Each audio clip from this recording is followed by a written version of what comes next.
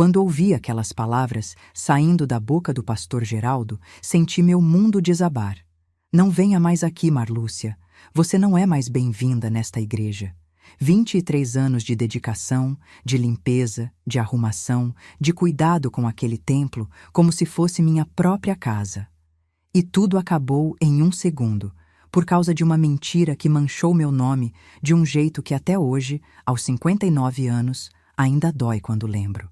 Mas essa história precisa ser contada, porque o que aconteceu comigo pode estar acontecendo com você agora, e você nem percebe. Então me escuta até o final, porque essa verdade precisa sair da minha garganta depois de tantos anos engolindo o choro. Antes de começar, queria agradecer do fundo do meu coração a cada um de vocês que está me acompanhando. Deixa seu like aí embaixo se puder, se inscreve no canal e ativa o sininho para não perder as próximas histórias. E me conta nos comentários de onde você está assistindo. Pode ser de São Paulo, do Rio Grande do Sul, da Bahia, de qualquer cantinho desse Brasil. Adoro saber que minha voz está chegando longe, que não estou falando sozinha aqui.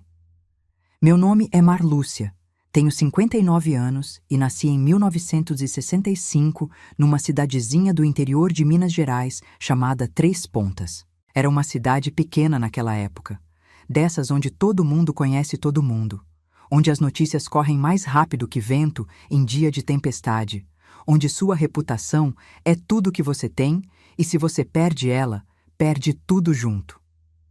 As ruas eram de terra batida. Tinha mais galinha solta que carro circulando, e o comércio inteiro cabia em 2 quadras.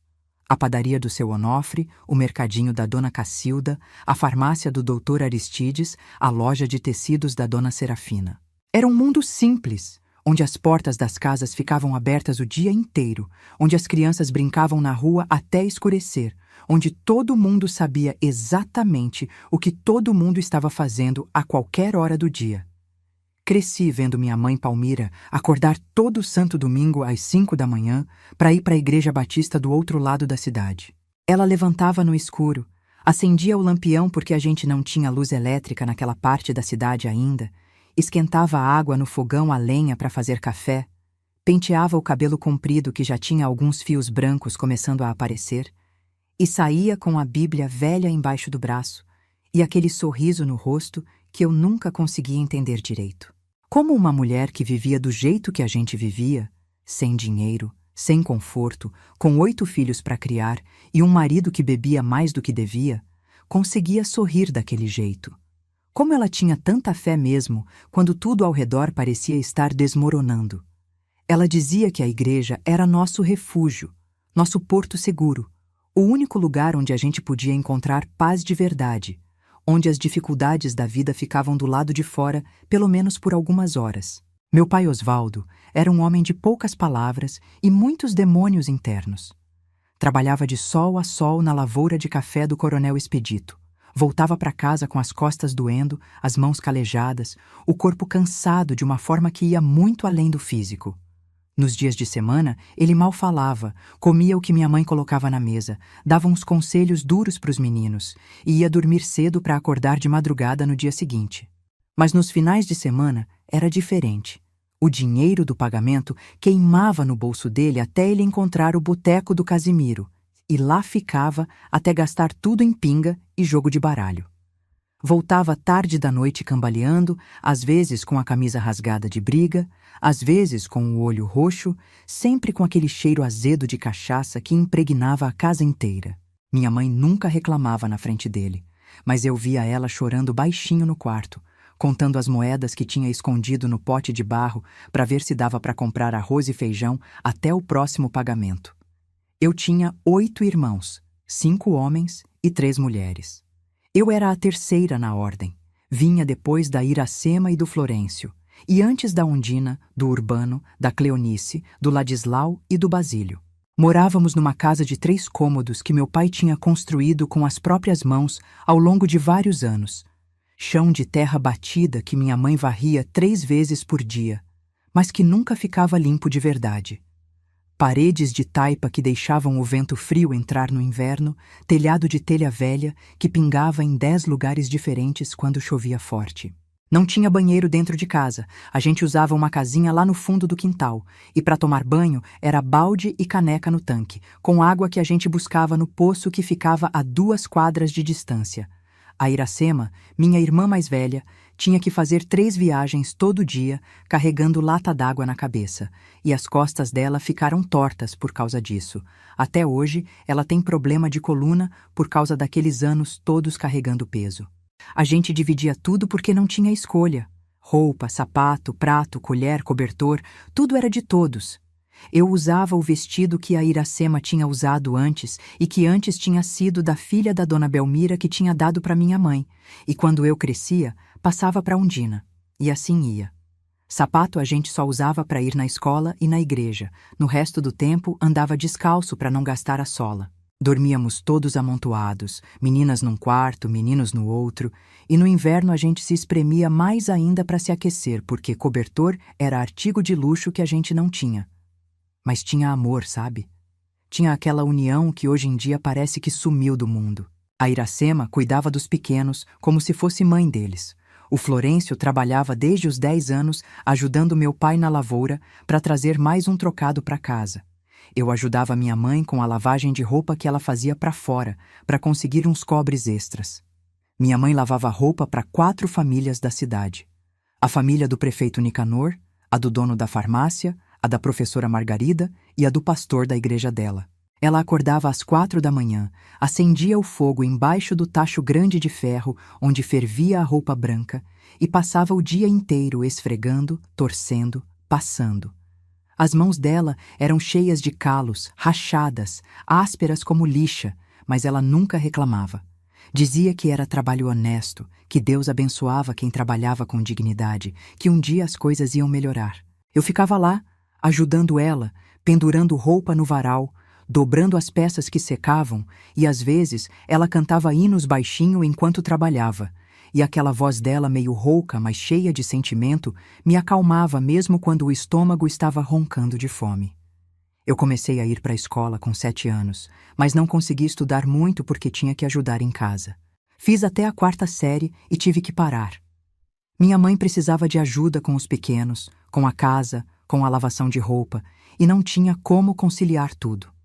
A professora Margarida até tentou convencer minha mãe a me deixar continuar. Disse que eu era boa aluna, que tinha jeito para aprender, mas minha mãe explicou que precisava de mim, que a sobrevivência da família dependia de cada um fazer sua parte. Fiquei triste na época, sonhava em estudar mais, em aprender coisas novas, mas aceitei porque era assim que a vida era. A gente não podia escolher muito, tinha que aceitar as circunstâncias e fazer o melhor com o que tinha. Foi aos 13 anos que comecei a frequentar a igreja Assembleia de Deus sozinha. Minha mãe ia para a igreja batista que ficava do outro lado da cidade. Tinha que andar quase 1 hora para chegar lá, mas a assembleia era logo ali pertinho de casa. Dava para ir andando em 5 minutos. Eu me encantei logo no primeiro culto que fui. Aqueles hinos cantados com tanta emoção que as pessoas fechavam os olhos e levantavam as mãos para o céu, as palmas que faziam o salão inteiro vibrar, os aleluias que explodiam de dentro do peito de cada pessoa ali, aquela sensação de que Deus estava presente de verdade, de que Ele estava ali no meio daquela gente simples e sofrida como a gente. Era diferente da igreja da minha mãe, que era mais comportada, mais contida, onde todo mundo ficava sentadinho quieto ouvindo o pastor. Na assembleia, as pessoas se expressavam, choravam, gritavam, caíam no choro quando sentiam a presença do Espírito Santo, e aquilo mexia comigo de uma forma que eu não conseguia explicar. O pastor, na época, era o irmão Camilo, um homem que já devia ter uns 60 e poucos anos, cabelos completamente brancos, corpo magro e curvado, de quem tinha trabalhado pesado a vida inteira, mas com olhos que brilhavam de uma forma que eu nunca tinha visto em ninguém. Ele tinha uma voz firme, mas gentil. Sabia exatamente quando ser duro e quando ser suave, quando confrontar e quando consolar. Tratava todo mundo com o mesmo carinho, o mesmo respeito. Não importava se você era o homem mais rico da cidade ou o mais pobre, se você era branco ou preto, se você tinha estudo ou era analfabeto. Para ele, todo mundo era filho de Deus, todo mundo merecia ser ouvido, todo mundo tinha valor. Eu via ele conversando com o seu Tibúrcio, que era mendigo, e dormia debaixo da ponte, com a mesma atenção que conversava com o doutor Fausto, que era o advogado mais importante da região. O pastor Camilo tinha um jeito especial de pregar que prendia a gente do começo ao fim. Ele não gritava muito, não batia no púlpito, não fazia aquele showzinho que alguns pastores fazem para impressionar. Ele contava histórias da Bíblia como se tivesse estado lá, como se tivesse visto tudo acontecer, e aplicava aquelas histórias antigas na vida da gente de um jeito que fazia sentido. Quando ele falava sobre a mulher samaritana que Jesus encontrou no poço, eu via minha mãe naquela história. Uma mulher cansada, julgada, mas que encontrou esperança. Quando ele falava sobre o filho pródigo, eu pensava no meu pai que se perdia na bebida, mas que no fundo era um homem bom, tentando lidar com dores que não sabia expressar. E quando ele falava sobre perdão, sobre recomeço, sobre fé no meio da tempestade, eu sentia que aquelas palavras eram diretamente para mim, como se Deus estivesse falando através dele, só para me dar forças para continuar. Comecei a ir em todos os cultos, domingo de manhã, domingo de noite, terça-feira, quinta-feira, sábado quando tinha. Virei membro oficial da igreja aos 14 anos. Fui batizada nas águas num rio que ficava perto da cidade. E lembro até hoje da sensação daquela água gelada no meu corpo, do pastor Camilo falando aquelas palavras sobre morrer para o mundo e nascer de novo em Cristo, de emergir da água com a certeza absoluta de que minha vida tinha um propósito, de que Deus tinha um plano para mim mesmo, sendo eu quem eu era. Uma menina pobre, sem estudo, sem perspectiva, mas amada pelo Criador do universo. Aquele dia mudou minha vida de uma forma que é difícil explicar para quem nunca passou por isso. O pastor Camilo logo percebeu que eu era dedicada, que levava a sério aquilo tudo, que não estava ali só porque minha mãe mandava ou porque era costume. Ele começou a me dar pequenas responsabilidades: arrumar os inários antes do culto começar, varrer o salão depois que todo mundo ia embora, regar as plantas do jardim que tinha na frente da igreja. Eu fazia tudo com tanto cuidado, com tanto zelo, porque para mim não era só trabalho, era serviço para Deus, era minha forma de retribuir tudo o que Ele tinha feito por mim. O pastor sempre me agradecia, sempre tinha uma palavra gentil, sempre me fazia sentir importante mesmo sendo eu uma menina insignificante, no meio de tanta gente. Foi nessa igreja que conheci o Aureliano em 1982, quando eu tinha 17 anos completos e ele 22. Ele era diácono. Tinha sido escolhido pelo pastor Camilo por ser um rapaz sério, trabalhador, temente a Deus. Não era bonito daquele jeito que vira a cabeça na rua, era até meio feioso para falar a verdade. Baixinho, atarracado, com uma cicatriz na sobrancelha de um acidente que teve quando criança. Mas tinha um jeito honesto de olhar que me chamou a atenção desde o primeiro dia. Ele falava pouco, mas quando falava era sempre com propriedade, com sabedoria, com uma maturidade que os outros rapazes da igreja não tinham. Trabalhava como ajudante de pedreiro, acordava às 5 da manhã todos os dias, voltava para casa ao entardecer coberto de cimento e suor, mas nunca faltava um culto, nunca deixava de cumprir suas obrigações na igreja, nunca reclamava da vida dura que levava. Ele começou a me olhar diferente uns 2 meses depois que a gente se conheceu. Não era nada descarado, nada que chamasse atenção, mas eu percebia aquele jeito dele ficar por perto quando eu estava arrumando os inários, aquele sorriso tímido quando nossos olhares se cruzavam, aquela vontade dele de me ajudar a carregar as cadeiras pesadas depois do culto. Demorou quase 3 meses até ele juntar coragem de falar comigo de verdade. Não só aqueles "boa noite, irmã" formais, mas uma conversa de verdade. Foi numa quinta-feira depois do culto de oração. Todo mundo já tinha ido embora e a gente ficou arrumando o salão como sempre. Ele parou do nada no meio do trabalho, limpou a garganta nervoso e disse: "Irmã Marlúcia, eu queria pedir uma coisa para o senhor. Será que posso conversar com seu pai?" Meu coração disparou. Eu sabia o que aquilo significava. Quando um rapaz pedia para conversar com o pai de uma moça, era pedido de namoro. Fiquei vermelha, não consegui olhar nos olhos dele, fiquei mexendo nas mãos sem saber o que dizer. Ele continuou: "Eu sei que sou humilde, que não tenho muito para oferecer, mas sou trabalhador, tenho meu emprego fixo, sou homem de Deus E prometo cuidar da senhorita com todo o respeito que a senhorita merece. A gente não se chamava de você naquela época. Era tudo senhorita, senhor, num respeito que hoje em dia não existe mais. Eu disse que sim, que ele podia falar com meu pai, e passei a semana inteira num nervosismo danado esperando por aquela conversa. Meu pai, apesar de todos os problemas com a bebida, era criterioso quando o assunto era casamento das filhas. Ele recebeu o Aureliano numa sexta-feira à noite, mandou ele sentar na única cadeira boa que a gente tinha na sala e fez um interrogatório que durou mais de 1 hora. Perguntou sobre o trabalho dele, quanto ganhava, se tinha dívida, se bebia, se fumava, quais eram as intenções dele comigo, se era homem de palavra. O Aureliano respondeu tudo com honestidade, sem tentar se fazer maior do que era, sem inventar nada. Disse que ganhava pouco, mas que era suficiente para sustentar uma família simples, que não bebia nem fumava, que suas intenções eram sérias e que queria casar comigo quando chegasse a hora certa.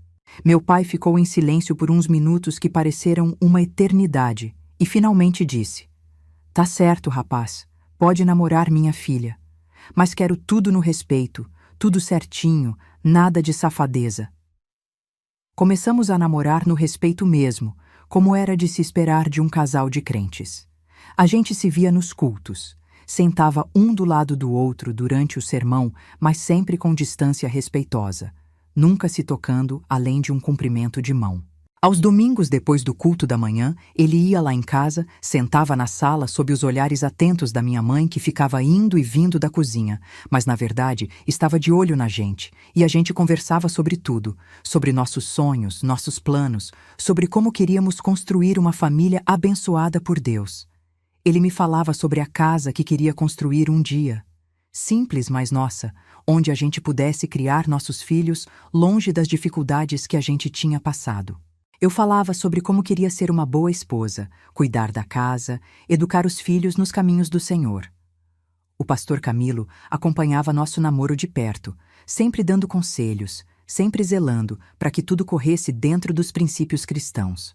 Ele conversava com a gente separadamente às vezes, me perguntava se o Aureliano me tratava bem, se eu estava feliz, se tinha alguma preocupação. Perguntava para o Aureliano se ele estava conseguindo se manter puro, se estava resistindo às tentações da carne, se estava firme no propósito de esperar até o casamento. Era um cuidado genuíno, não aquela fiscalização controladora que alguns pastores fazem. Ele queria mesmo ver a gente bem, queria que a gente construísse um relacionamento sólido, baseado em Deus. Namoramos 3 anos completos, sob os olhares atentos da congregação inteira. Todo mundo conhecia a gente, todo mundo torcia por nós.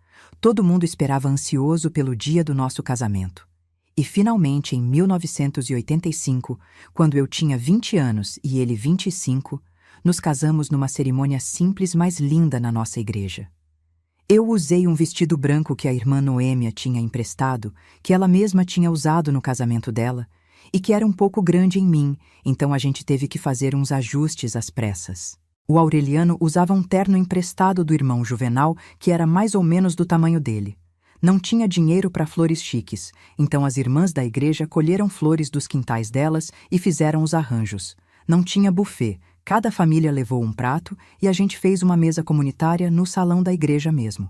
Não tinha fotógrafo profissional, o seu Moacir, que tinha uma câmera, tirou umas fotos que ficaram meio tremidas, mas que eu guardo até hoje com tanto carinho. O pastor Camilo fez a cerimônia com aquela voz firme dele, falando sobre o propósito do casamento, sobre fidelidade, sobre companheirismo, sobre construir uma vida juntos baseada na fé. Quando chegou a hora dos votos, eu estava tremendo tanto que mal conseguia repetir as palavras, as lágrimas descendo pelo meu rosto e borrando a maquiagem simples que a Iracema tinha feito em mim. O Aureliano também estava emocionado, a voz embargada, os olhos brilhando. E quando o pastor disse, "Pode beijar a noiva", foi nosso primeiro beijo, ali na frente de todo mundo, um beijo casto e rápido, porque a gente não sabia direito como fazer, mas que significava o começo oficial da nossa vida juntos. A festa foi até tarde da noite, com todo mundo cantando, dançando aquelas danças comportadas que a gente permitia na igreja, comendo, rindo, nos abençoando. Ganhamos alguns presentes modestos, Panelas velhas que as irmãs não usavam mais, toalhas, alguns pratos, coisas básicas, mas que significavam tudo porque vinham do coração daquelas pessoas. E no final da noite fomos para nossa primeira casa, 2 cômodos alugados numa viela perto do centro, com uma cama de casal que o Aureliano tinha comprado parcelado em 10 vezes, um fogão a lenha, uma mesinha pequena e 2 cadeiras. Era tudo o que a gente tinha, mas era nosso. E isso valia mais que qualquer mansão. Os primeiros meses de casamento foram de adaptação. Descobrir como conviver com outra pessoa, como dividir o espaço, como lidar com os defeitos e manias um do outro. O Aureliano tinha o costume de acordar muito cedo e fazer barulho na cozinha sem perceber, me acordava sem querer. Eu tinha mania de organização, queria tudo sempre no lugar certo, e isso às vezes irritava ele, que era mais relaxado com essas coisas. Mas a gente conversava, ajustava, aprendia. Ele me ensinava sobre paciência, eu ensinava ele sobre ordem. E aos poucos fomos encontrando nosso ritmo, nossa forma de ser um casal. Eu continuava fazendo faxina em casas de família para ajudar nas despesas. Acordava cedo, deixava o almoço do Aureliano pronto antes dele sair para o trabalho e ia limpar as casas das madames da cidade. Voltava no fim da tarde cansada, com as costas doendo, mas sempre encontrava forças para fazer a janta, lavar a roupa, cuidar da casa. O dinheiro era curto. Tinha mês que a gente comia arroz e ovo a semana inteira porque não dava para mais nada, mas nunca faltou o essencial.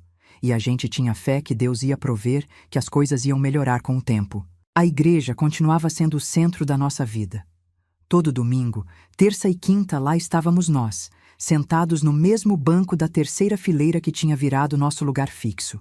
O Aureliano continuava como diácono, agora com mais responsabilidades porque era casado. Eu comecei a participar do grupo de mulheres que se reunia às quartas-feiras para estudar a Bíblia, fazer trabalhos manuais, conversar sobre a vida. Eram mulheres simples como eu, casadas, lutadoras, que encontravam naquelas reuniões um momento de desabafo, de comunhão, de fortalecimento mútuo. A irmã Dalva, que tinha 6 filhos e um marido doente. A irmã Terezinha, que tinha perdido 2 bebês e lutava contra a tristeza. A irmã Olívia, que era viúva e criava os netos sozinha, cada uma com sua história, sua dor, sua fé. Foi em 1988, 3 anos depois de casada, que descobri que estava grávida. Faltou minha menstruação e no começo achei que era só atraso por causa do estresse, mas quando passou 2 meses fui na parteira Dona Hermínia, que confirmou. Tinha um bebê crescendo dentro de mim. A alegria foi tão grande que eu corri para a casa do Aureliano, no meio do expediente dele só para contar. Ele estava no andaime ajudando a levantar uma parede, e quando me viu chegar com aquele sorriso no rosto, já entendeu. Desceu correndo, me abraçou tão forte que quase me quebrou, e ali mesmo, na frente de todo mundo, gritou: "Vou ser pai! Minha mulher tá grávida!" Os outros pedreiros bateram palma, gritaram parabéns, e aquele momento de alegria pura ficou gravado na minha memória para sempre. A gravidez foi tranquila, apesar das dificuldades financeiras. Enjoo eu tive muito nos primeiros meses. Não conseguia olhar para a comida que já vinha a náusea. Perdi peso em vez de ganhar. Mas depois do 4º mês, melhorou. A barriga começou a crescer, comecei a sentir o bebê mexer. As irmãs da igreja fizeram um chá de bebê para mim. Cada uma levou alguma coisa, fralda de pano que a gente lavava e reutilizava, roupinha que os filhos delas não usavam mais, alguns produtos de higiene. A irmã Zuleika, que sabia costurar, fez um enxoval inteiro para mim de graça. Trabalhou durante semanas nas horinhas vagas que tinha. O pastor Camilo orava por mim todo culto. Pedia proteção sobre aquela criança que estava por vir. O Venâncio nasceu numa madrugada de agosto, depois de 12 horas de trabalho de parto em casa com a parteira Dona Hermínia. Foi a dor mais intensa que já senti na vida, uma dor que vinha em ondas cada vez mais fortes, que me fazia gritar e apertar a mão do Aureliano até ele ficar roxo. Mas quando ouvi aquele choro pela primeira vez, quando a parteira colocou aquele serzinho pequeno e molhado no meu peito, tudo valeu a pena. Tudo. Cada contração, cada grito, cada lágrima, tudo tinha valido a pena para ter aquele milagre ali nos meus braços. O Aureliano chorou igual criança, ficou olhando para o filho com uma expressão de puro êxtase. de quem não acredita que algo tão perfeito pode ter saído dele. Os primeiros meses com bebê são difíceis para qualquer mãe de primeira viagem. Noites sem dormir porque o Venâncio chorava de cólica, seios rachados de tanto amamentar, cansaço de um nível que eu nem sabia que existia. Mas ao mesmo tempo era a coisa mais gratificante do mundo. Ver aquele serzinho crescendo, ganhando peso, começando a sorrir, a reconhecer minha voz. O Aureliano era um pai presente dentro do possível. Chegava do trabalho cansado, mas pegava o menino no colo, brincava, cantava, dava banho. Muita gente ficava até surpresa, porque naquela época não era comum homem ajudar muito com criança, mas ele não ligava para o que falavam. Batizamos o Venâncio na igreja quando ele tinha 7 meses. Foi numa manhã de domingo, o salão lotado como sempre, e lembro como se fosse hoje da emoção de ver meu bebê nos braços do pastor Camilo, todo vestidinho de branco com aquela roupinha que a irmã Zuleika tinha feito especialmente para a ocasião. O pastor orou sobre ele, pediu proteção, sabedoria, que Deus guiasse os passos daquela criança por toda a vida. Eu chorei durante a oração inteira, chorando de alegria, de gratidão, de esperança no futuro do meu filho. 2 anos depois, em 1990, nasceu a Georgina. Mais uma gravidez, mais um parto difícil, mais uma alegria imensa de ter nos braços uma filhinha linda. E 3 anos depois dela, veio o Plínio, completando nossa família. 3 crianças pequenas em casa, bagunça para todo lado, grito, choro, risada, correria.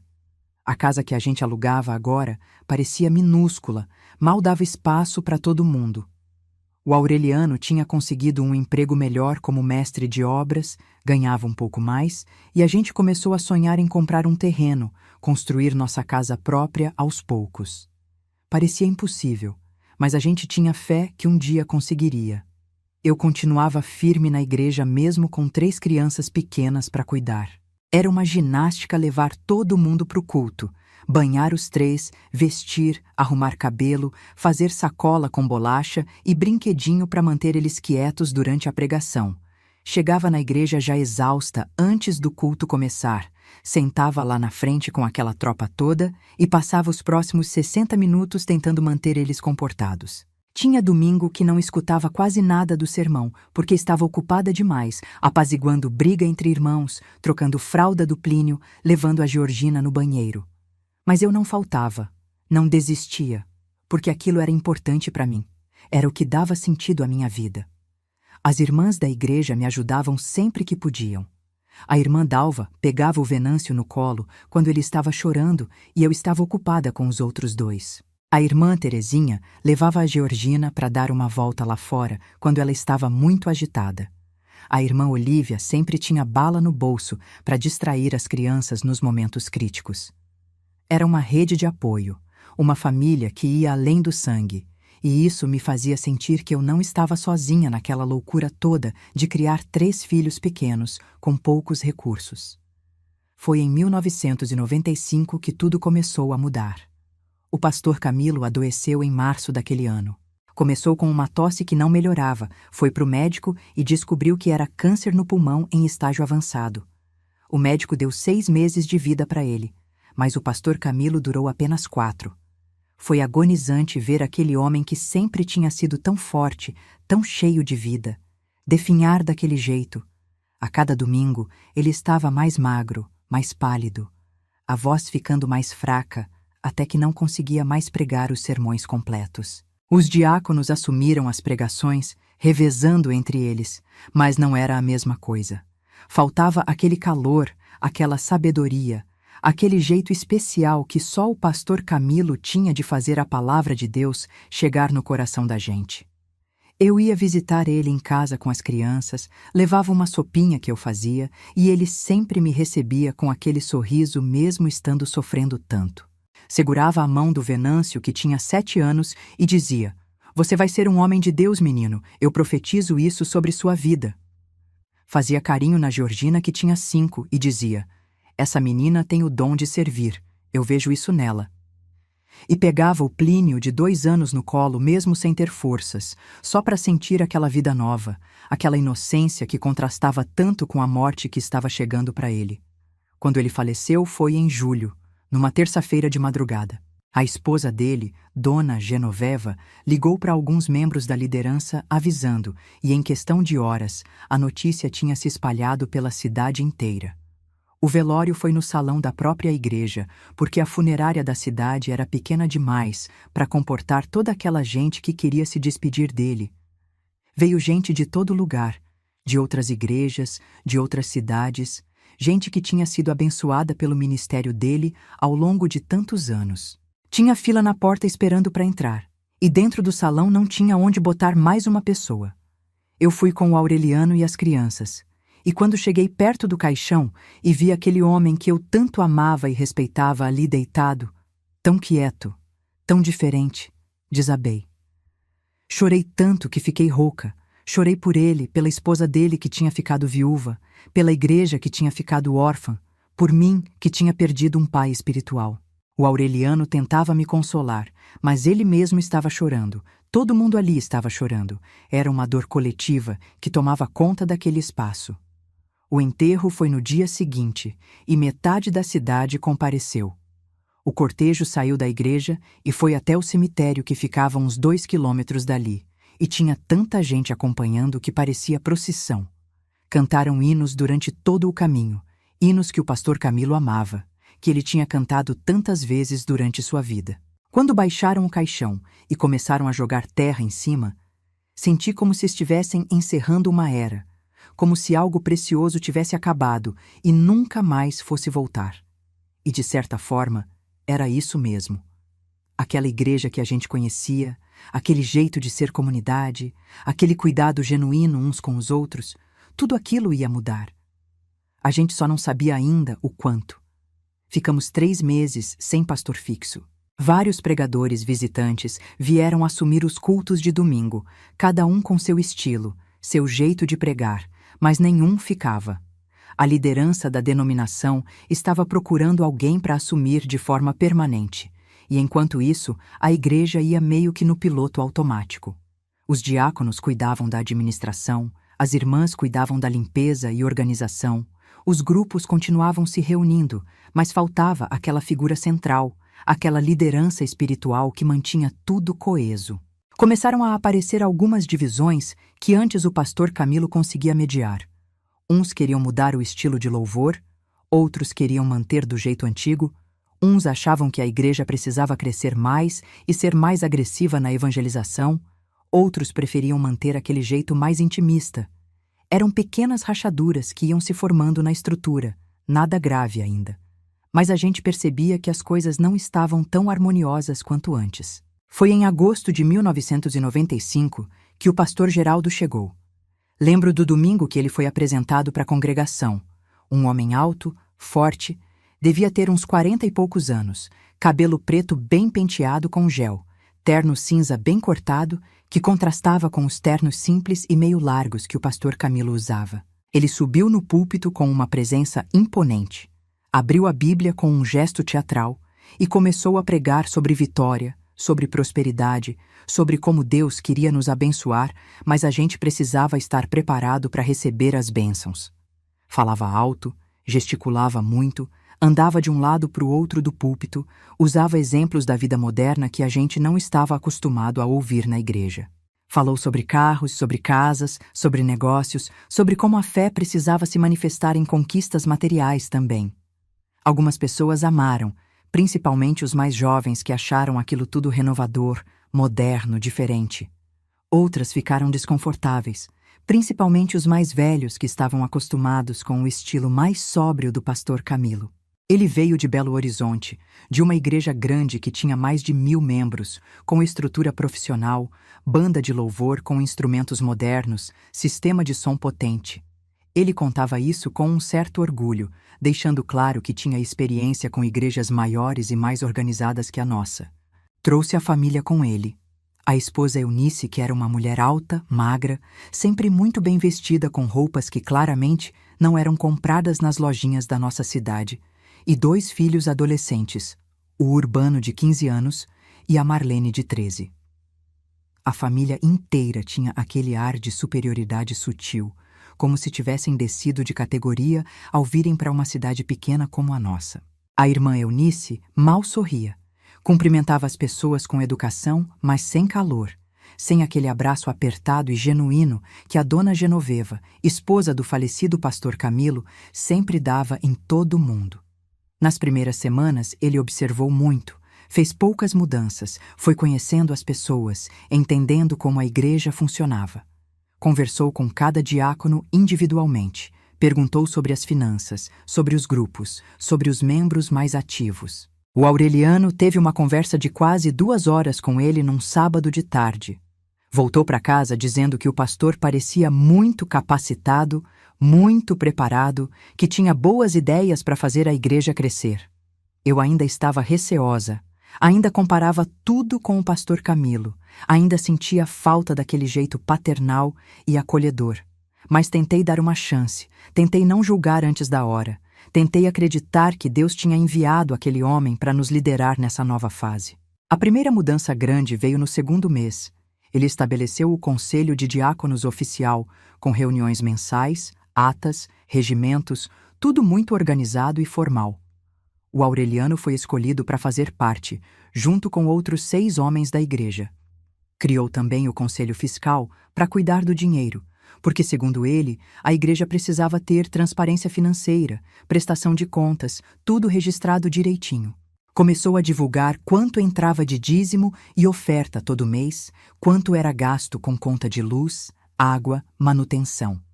Algumas pessoas gostaram dessa transparência, acharam que era modernidade, profissionalismo. Outras acharam estranho ficar expondo números daquele jeito, o pastor Camilo nunca tinha feito isso e a igreja sempre tinha funcionado bem. Depois veio a mudança no louvor. Ele trouxe um jovem de Belo Horizonte que era músico profissional, o Djalma, para ser o ministro de louvor da igreja. Instalaram uma bateria, compraram guitarra, baixo, teclado, microfone sem fio, caixas de som potentes.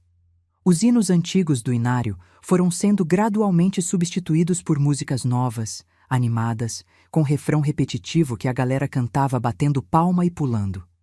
Os jovens amavam. A igreja começou a lotar mais nos cultos, porque muita gente nova estava vindo. Mas os mais velhos reclamavam que aquilo parecia show, que estava muito barulhento, que não conseguiam sentir a presença de Deus no meio daquela agitação toda. Eu ficava no meio termo. Achava algumas músicas bonitas, mas confesso que sentia falta daqueles hinos antigos que tinham melodias profundas e letras que faziam a gente refletir. O pastor Geraldo também mudou o horário dos cultos. Antes era domingo às 9 da manhã e 7 da noite, terça e quinta às 7 da noite. Ele estabeleceu que domingo seria só à noite às 7, para pegar o pessoal que trabalhava e não podia vir de manhã. Terça continuou no mesmo horário, mas quinta virou culto de libertação, focado em expulsar demônios, quebrar maldições, coisas assim. Eu nunca tinha visto esse tipo de culto antes. As pessoas caíam no chão, gritavam, choravam, diziam que estavam sendo libertas de espíritos malignos. Era intenso, era assustador às vezes, mas o pastor dizia que era necessário, que tinha muita gente oprimida precisando de libertação espiritual. Ele começou também a pregar muito sobre dízimo e ofertas. Todo culto tinha pelo menos 15, 20 minutos dedicados a falar sobre contribuição financeira. Ele dizia que Deus mandava dar o dízimo, que quem não dizimava estava roubando de Deus, que as bênçãos financeiras só viriam para quem fosse fiel nas ofertas. Criou campanhas especiais. Campanha do Tijolo, onde cada família deveria contribuir com tanto para a construção do novo templo que ele queria fazer. Campanha da Arca, onde as pessoas colocavam ofertas extras em determinados meses para projetos específicos. Tinha gente que vivia apertada financeiramente, mas que se esforçava para dar aquelas ofertas porque tinha medo de ficar sem a bênção de Deus. Eu e o Aureliano demos o que podíamos, mas era pouco comparado com o que outras famílias davam. E às vezes eu sentia que éramos meio olhados de lado por isso. Com uns 6 meses de pastorado dele, ele começou a estabelecer regras mais rígidas sobre comportamento. Criou um código de conduta por escrito que todos os membros tinham que assinar, sobre como se vestir na igreja, sobre quais lugares podia frequentar, sobre quais tipos de música podia ouvir, sobre como deveria ser o namoro entre jovens da igreja, sobre tudo. As mulheres não podiam usar calça comprida nem na semana, só saía ou vestido. Não podia usar maquiagem chamativa, brinco grande, decote. Os homens tinham que manter o cabelo curto, sem barba grande, sempre de calça social e camisa nos cultos. Não podia frequentar cinema, mesmo que fosse filme gospel. Não podia ouvir música secular, mesmo que fosse música tranquila. O namoro tinha que ter autorização prévia do pastor. Tinha reuniões de aconselhamento mensais, horários definidos para visita. Era tudo muito controlado, muito vigiado, muito diferente do jeito livre, mas responsável que o pastor Camilo conduzia as coisas. Eu aceitei tudo sem questionar muito, porque achava que ele sabia melhor que eu, que era o pastor, que tinha estudado, que Deus tinha colocado ele naquela posição de autoridade. Mudei meu guarda-roupa todinho, doei as poucas calças que eu tinha, passei a usar só vestido e saía mesmo para fazer faxina nas casas das madames. Parei de usar o batonzinho que eu gostava de passar aos domingos. Cortei relação com algumas amigas que não eram da igreja porque o pastor dizia que amizades do mundo contaminavam a fé. Fui me moldando, me adaptando, me encaixando naquele novo jeito de ser crente que ele estava estabelecendo. Foi nessa época, por volta de 1996, que comecei a me oferecer mais para servir na igreja. A gente não tinha muito dinheiro para dar grandes ofertas. O Aureliano ganhava razoável como mestre de obras, mas com 3 filhos pequenos, o dinheiro nunca sobrava. Então pensei que podia contribuir com meu trabalho, com meu tempo, com minhas mãos. Já ajudava com a limpeza da igreja esporadicamente, mas quis fazer algo mais regular, mais comprometido. Procurei o pastor Geraldo depois de um culto e me ofereci para cuidar da limpeza do templo de forma fixa, 2 ou 3 vezes por semana. Ele olhou para mim com aqueles olhos penetrantes dele. Ficou alguns segundos em silêncio, como se estivesse avaliando se eu era digna daquela responsabilidade, e finalmente disse: "Está bem, irmã Marlúcia. Preciso de alguém dedicado, de confiança, que cuide da casa de Deus como se fosse sua própria casa. Você parece ser esse tipo de pessoa. Pode começar na terça-feira que vem." Comecei indo às terças e quintas de manhã, das 8 ao meio-dia. Chegava com meus panos, minha vassoura, meu balde, e limpava aquele templo todinho com todo zelo. Lavava o chão do salão, que era grande, uns 200 metros quadrados, passando pano úmido em cada cantinho. Limpava os bancos um por um, tirando o pó, passando cera de vez em quando. Organizava os inários novos que tinham comprado.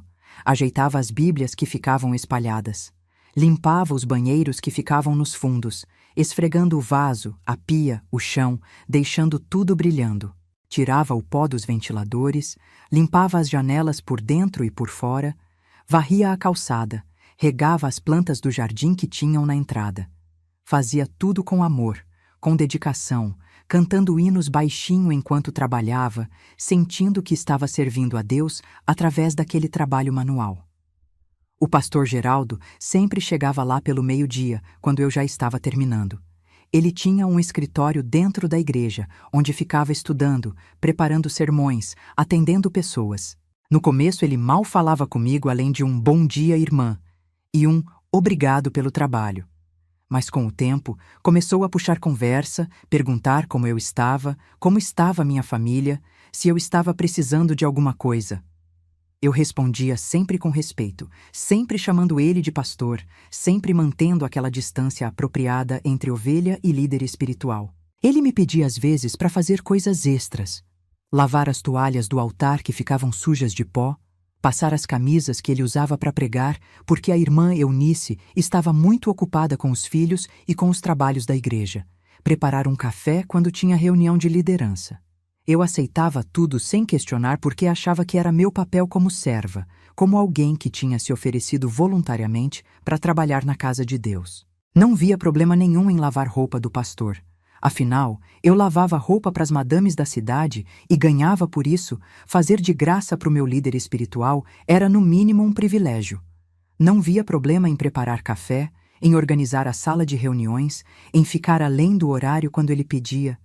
Era tudo para a glória de Deus, tudo para a edificação da igreja, tudo porque eu amava aquele lugar e queria ver as coisas funcionando bem. O Aureliano começou a estranhar. Chegava em casa no almoço esperando que eu estivesse lá, mas muitas vezes eu ainda estava na igreja terminando alguma coisa que o pastor tinha pedido. Ele reclamava que a comida estava fria, que a casa estava meio bagunçada porque eu estava dedicando tempo demais para a igreja e tempo de menos para minha própria família. Eu rebatia dizendo que ele deveria ter orgulho de ter uma esposa tão dedicada à obra, que muitos homens gostariam de ter esposas assim. Ele ficava meio emburrado, mas não insistia muito, até porque ele mesmo era diácono e passava tempo na igreja também, então não podia reclamar muito. As crianças também começaram a sentir minha ausência. O Venâncio, que já estava com 8 anos, reclamava que eu não brincava mais com ele como antes, que eu vivia cansada, que só pensava em igreja.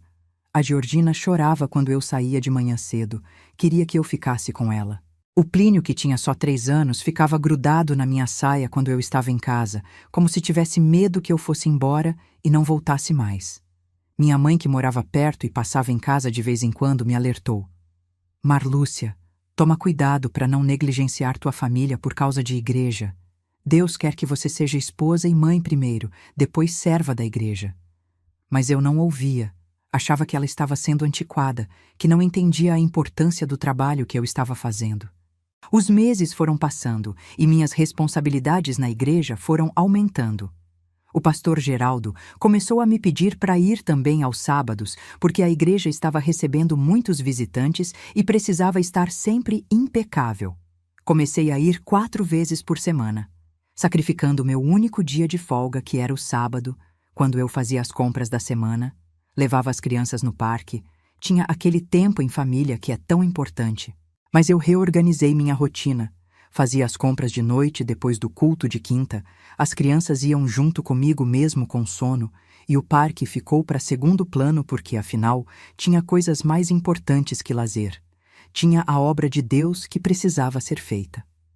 A irmã Eunice começou a me passar tarefas também. Ela era fria, distante, mas me tratava com educação nessa época. Me pedia para lavar cortina, para limpar os vidros da frente da igreja que ficavam embaçados, para organizar a despensa onde guardavam os materiais de limpeza. Sempre em tom de ordem, nunca de pedido. Marlúcia, hoje você limpa a sala de reuniões também. Marlúcia, esses banheiros estão com cheiro, usa mais desinfetante. Marlúcia, passou pano no corredor que está com marca de pé. Nunca um obrigado, nunca um reconhecimento do trabalho bem feito, nunca um sorriso genuíno. Mas eu engolia meu orgulho e continuava, porque achava que ela tinha todo o direito de ser exigente. Afinal, era a primeira dama da igreja, a esposa do pastor, alguém que estava acima de mim na hierarquia espiritual. Em 1998, o pastor Geraldo lançou a campanha de construção do novo templo. O atual estava ficando pequeno, com tanta gente nova chegando. E ele tinha o sonho de construir uma igreja grande, moderna, com capacidade para pelo menos 500 pessoas. Comprou um terreno enorme na avenida principal da cidade e começou a campanha de arrecadação. Cada família deveria se comprometer com uma quantia mensal durante 3 anos para viabilizar a obra. Tinha gente comprometendo valores altíssimos, vendendo coisas, fazendo dívida para contribuir. Eu e o Aureliano nos comprometemos com o que dava. R$ 100 por mês, que era pouco perto do que outros davam, mas era o que cabia no nosso orçamento apertado. O pastor começou a fazer reuniões especiais com as famílias que mais contribuíam. Chamava de Círculo de Honra, ou coisa parecida. Eram jantares na casa dele, encontros onde ele compartilhava visões e planos que, segundo ele, eram confidenciais, só para quem estava realmente comprometido com o crescimento da igreja. Eu e o Aureliano nunca fomos convidados para essas reuniões. Nossa contribuição era pequena demais para nos dar acesso àquele círculo seleto. Mas eu não ligava tanto. Achava que cada um contribuía conforme podia e Deus via o coração, não o valor. O que me incomodava um pouco era o jeito como essas famílias do Círculo de Honra começaram a ser tratadas diferente. Sentar nas primeiras fileiras que ficavam reservadas para eles, ter prioridade na fala durante as reuniões administrativas, serem chamados para o palco nos cultos especiais para receberem reconhecimento público. Parecia que tinha virado uma igreja de 2 classes. os que tinham dinheiro e os que não tinham, e o respeito era proporcional ao tamanho da contribuição. Mas eu tentava não pensar muito nisso, tentava focar no meu trabalho de limpeza, que era a minha forma de servir. E foi nessa época, por volta de 1999, que as coisas começaram a ficar estranhas de um jeito que eu não conseguia nomear direito. O pastor Geraldo começou a ficar mais tempo na igreja quando eu estava lá trabalhando. Antes ele chegava sempre perto do meio-dia, quando eu já estava quase saindo. Mas agora ele chegava às 10, às vezes às 9, e ficava lá no escritório dele com a porta entreaberta.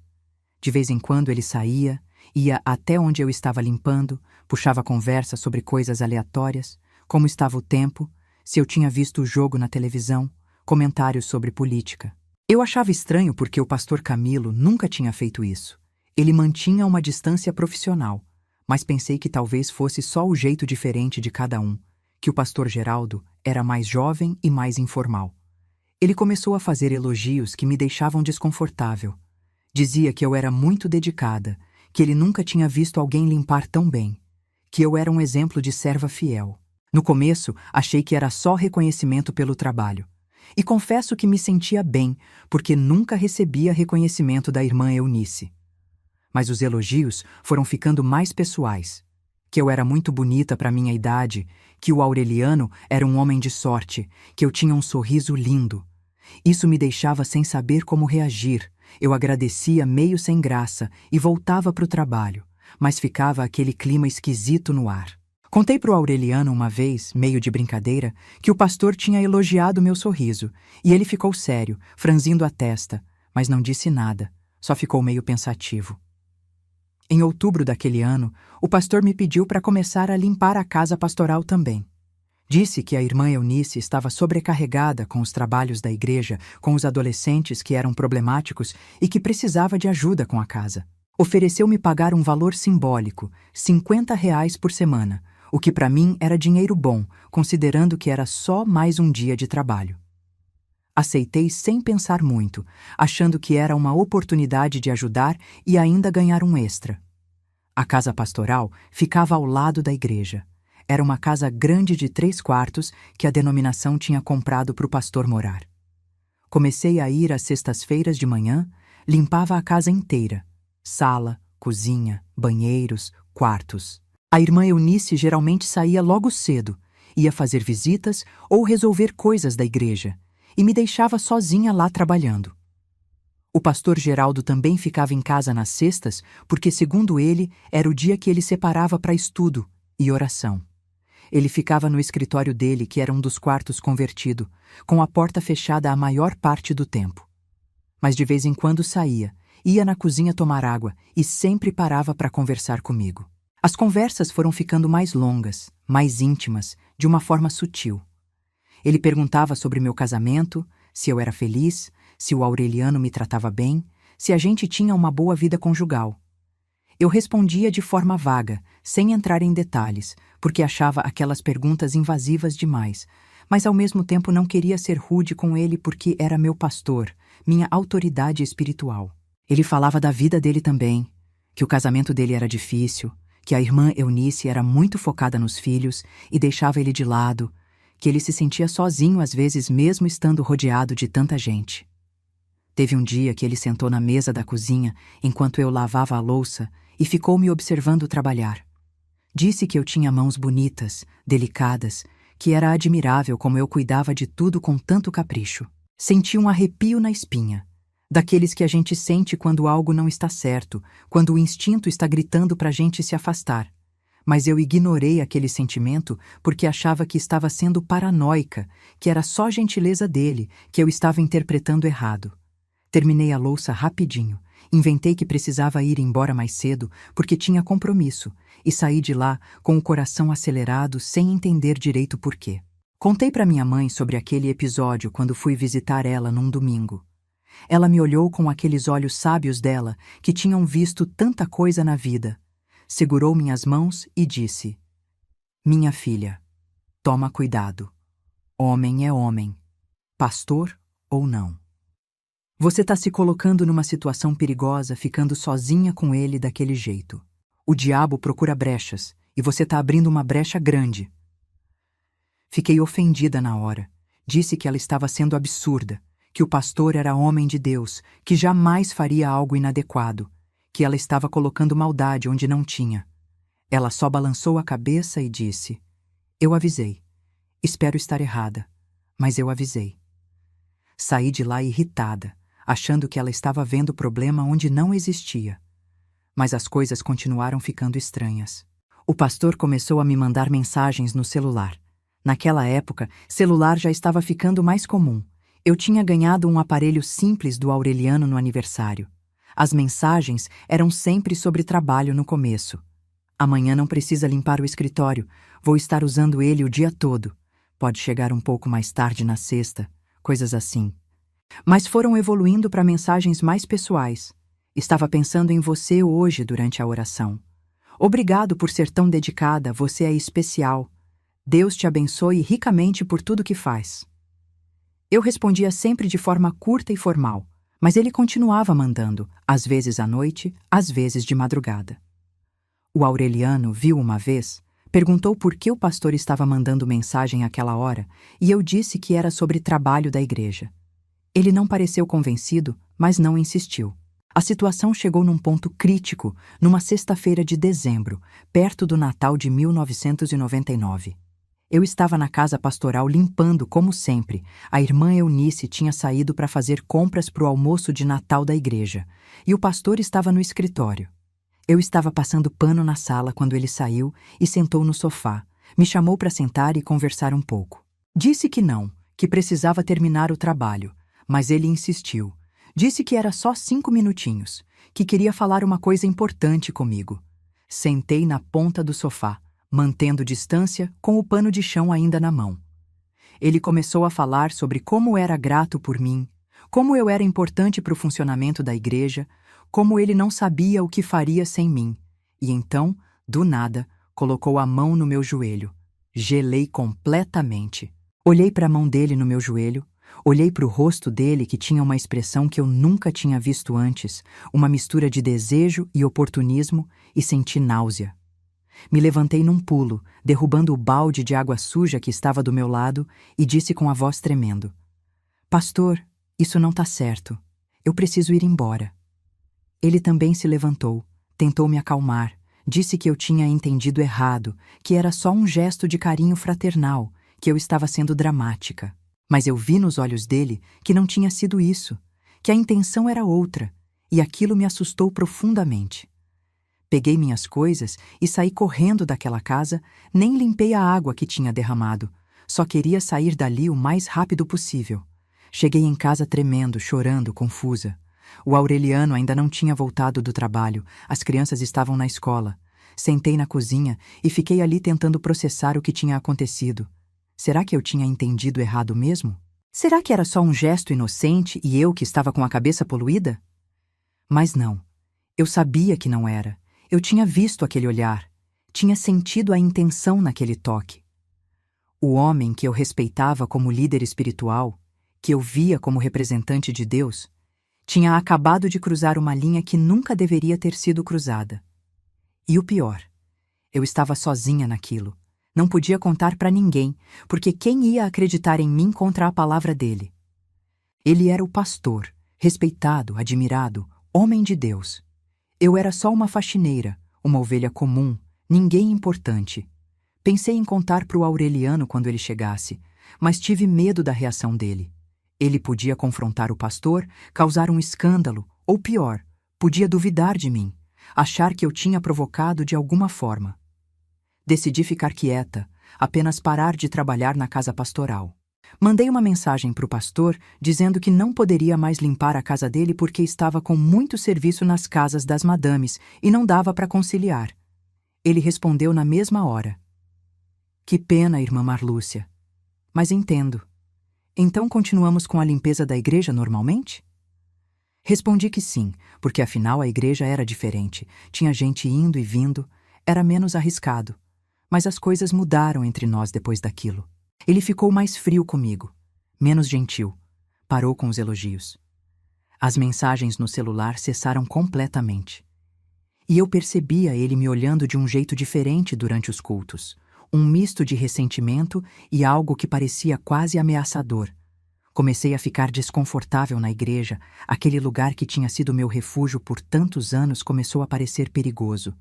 Mas eu não podia sair, não podia parar de frequentar, porque isso ia levantar perguntas, ia fazer as pessoas falarem. Então continuei indo, continuei limpando, continuei servindo, mas com aquele peso no peito, aquele medo constante de que algo pior fosse acontecer. Foi em março de 2000 que começaram os rumores. Não sei quem começou, nunca descobri a origem exata, mas de repente tinha gente cochichando pelos cantos. Eu passava por um grupo de irmãs conversando e elas ficavam em silêncio, me olhavam de um jeito estranho, esperavam eu me afastar para continuar a conversa. No começo, achei que era impressão minha, que eu estava paranoica depois daquele episódio com o pastor. Mas foi ficando cada vez mais evidente que tinha algo acontecendo, algo sendo dito sobre mim que eu não sabia o que era. Tentei puxar conversa com algumas irmãs mais próximas, mas elas desviavam o assunto. Diziam que não era nada, que era coisa da minha cabeça. A irmã Clarice, aquela senhora de 70 anos que frequentava a igreja desde sempre, foi quem teve coragem de me contar. Ela me chamou num canto depois do culto de domingo, olhou para os lados para ter certeza de que ninguém estava ouvindo, segurou minhas mãos nas dela que eram enrugadas e tremiam levemente, e disse com a voz baixa: Marlúcia, minha filha, eu preciso te contar uma coisa. Não queria ser eu a mensageira dessa desgraça, mas você precisa saber. Estão falando de você e do pastor Geraldo. Estão dizendo que vocês têm um caso, que você fica sozinha com ele na igreja, que tem algo acontecendo que não devia. Eu não acredito nisso. Conheço você desde que era menina, sei do seu caráter, mas preciso te avisar porque a coisa está se espalhando rápido e feio. Senti o mundo girar. Minhas pernas ficaram bambas, minha visão ficou embaçada, meu estômago revirou. Um caso? Eu e o pastor? Como alguém podia pensar uma coisa dessas? Eu que tinha rejeitado a investida dele, eu que tinha saído correndo daquela casa, eu que estava com medo dele há meses, e agora estavam espalhando que eu era a culpada, que eu estava tendo um caso com ele? As lágrimas desceram queimando meu rosto, minha respiração ficou curta. Comecei a tremer. A irmã Clarice me abraçou, tentou me acalmar, mas não tinha jeito. Era uma acusação tão absurda, tão injusta, tão destrutiva que eu não conseguia processar. Perguntei para ela quem estava falando, quem tinha começado, mas ela disse que não sabia ao certo, que quando ela ficou sabendo já estava circulando há semanas, que várias pessoas já estavam comentando. Consegui me recompor um pouco, agradeci à irmã Clarice por ter me contado e saí dali direto para casa. Não esperei o Aureliano que tinha ficado conversando com outros diáconos. Andei rápido pelas ruas da cidade, a cabeça explodindo com 1000 pensamentos ao mesmo tempo. Como isso tinha acontecido? Quem tinha começado essa mentira? Por quê? Será que tinha sido o próprio pastor, numa forma distorcida de se vingar por eu ter rejeitado ele? Ou tinha sido alguém que tinha visto a gente conversando e interpretou errado? Ou pior, será que a irmã Eunice tinha desconfiado de algo e estava espalhando para me afastar do marido dela? Não fazia sentido nada, mas ao mesmo tempo fazia todo sentido. Pessoas adoram um escândalo, adoram uma fofoca, e quanto mais absurda, melhor. Cheguei em casa e tranquei na porta do quarto. As crianças estavam vendo televisão na sala, não perceberam meu estado. Fiquei ali deitada na cama, olhando para o teto, tentando decidir o que fazer. Deveria confrontar o pastor? Deveria contar a verdade para o Aureliano sobre o que tinha acontecido naquela sexta-feira? Deveria reunir as irmãs e explicar minha versão? Ou deveria simplesmente ignorar, deixar passar, esperar que esquecessem? Mas eu sabia que boato não morre fácil assim. Principalmente numa cidade pequena onde todo mundo conhece todo mundo e onde a reputação de uma pessoa é tudo o que ela tem. O Aureliano chegou meia hora depois, entrou no quarto e me encontrou ainda deitada. Perguntou se eu estava doente, se tinha acontecido algo. Sentei na cama, sequei as lágrimas que ainda escorriam e contei tudo. sobre os rumores que estavam circulando, sobre como as pessoas estavam falando de mim e do pastor. Não contei sobre aquela sexta-feira, sobre o toque inapropriado, sobre a investida dele. Tive medo da reação do Aureliano, medo que ele achasse que eu tinha provocado, que tinha dado corda, que era culpada de alguma forma. Então contei só sobre os boatos, sobre como as pessoas estavam me difamando sem razão nenhuma. A reação dele me cortou mais fundo do que as próprias acusações. Ele não me abraçou, não disse que acreditava em mim, não ficou indignado pela injustiça. Ele ficou em silêncio, andando de um lado para o outro do quarto, passando a mão no cabelo repetidas vezes, como fazia quando estava nervoso ou pensando em algo difícil. E depois de uns minutos que pareceram horas, ele parou, olhou para mim e disse com uma voz baixa mas firme: Marlúcia, você tem passado tempo demais naquela igreja, sozinha com o pastor. Eu sempre achei estranho, mas não quis falar nada, porque você ia ficar brava. Agora veja no que deu. Mesmo que não tenha acontecido nada, e eu quero acreditar que não aconteceu, você deu motivo para falarem. Você foi imprudente. Não acreditei no que estava ouvindo. Meu próprio marido estava me culpando? Estava dizendo que era minha culpa as pessoas estarem mentindo sobre mim? Me levantei da cama num impulso, gritei com ele pela primeira vez em 15 anos de casamento. Como você pode dizer isso? Como você pode me culpar por algo que eu não fiz? Eu estava servindo a igreja, fazendo o trabalho que o pastor me pediu para fazer. Eu não fiz nada de errado. Ele gritou de volta. Mas as aparências importam, Marlúcia. Uma mulher casada passando tanto tempo sozinha com um homem, mesmo que seja o pastor, isso causa escândalo. Eu avisei você há meses que estava exagerando, mas você não quis ouvir. Ficamos ali gritando um com o outro, dizendo coisas duras, abrindo feridas. Ele estava magoado, eu percebia, não necessariamente porque acreditava nas acusações, mas porque sentia que eu tinha priorizado a igreja acima dele, acima dos filhos, acima da nossa família. E tinha razão nisso, eu tinha feito exatamente isso. Mas naquele momento eu não conseguia admitir. Estava defensiva demais, ferida demais, assustada demais. A discussão terminou com ele saindo batendo a porta e indo beber no boteco, coisa que ele não fazia há anos. E eu fiquei ali sozinha, chorando, sentindo meu mundo desmoronando pedaço por pedaço. Os dias seguintes foram um inferno. Cada vez que eu saía de casa sentia os olhares, ouvia os sussurros. Na padaria, no mercado, na farmácia, em todo lugar tinha gente comentando. Algumas pessoas viravam a cara quando me viam, outras olhavam com aquela cara de pena misturada com desprezo. Recebi telefonemas anônimos em casa. Alguém ligava e quando eu atendia desligava na minha cara. Isso aconteceu umas 5, 6 vezes. Recebi também uma carta anônima na caixa de correio com versículos bíblicos sobre adultério, sobre a mulher que trai o marido e traz vergonha para a família. Li aquilo tremendo de raiva e tristeza, rasguei a carta em pedacinhos pequenos e joguei no lixo. As crianças começaram a sofrer consequências também. O Venâncio chegou da escola um dia com o olho roxo porque tinha brigado com um colega que falou que a mãe dele era amante do pastor. A Georgina começou a ter crises de choro na escola. A professora mandou chamar para conversar. Disse que ela estava muito sensível, que chorava por qualquer coisa. O Plínio, com apenas 7 anos, começou a fazer xixi na cama de novo, depois de anos sem fazer. Meu coração se partia vendo meus filhos sofrendo por causa de uma mentira, por causa de uma injustiça que eles nem entendiam direito. Decidi que precisava fazer alguma coisa, que não podia simplesmente aceitar aquilo calada. Marquei uma conversa com o pastor Geraldo.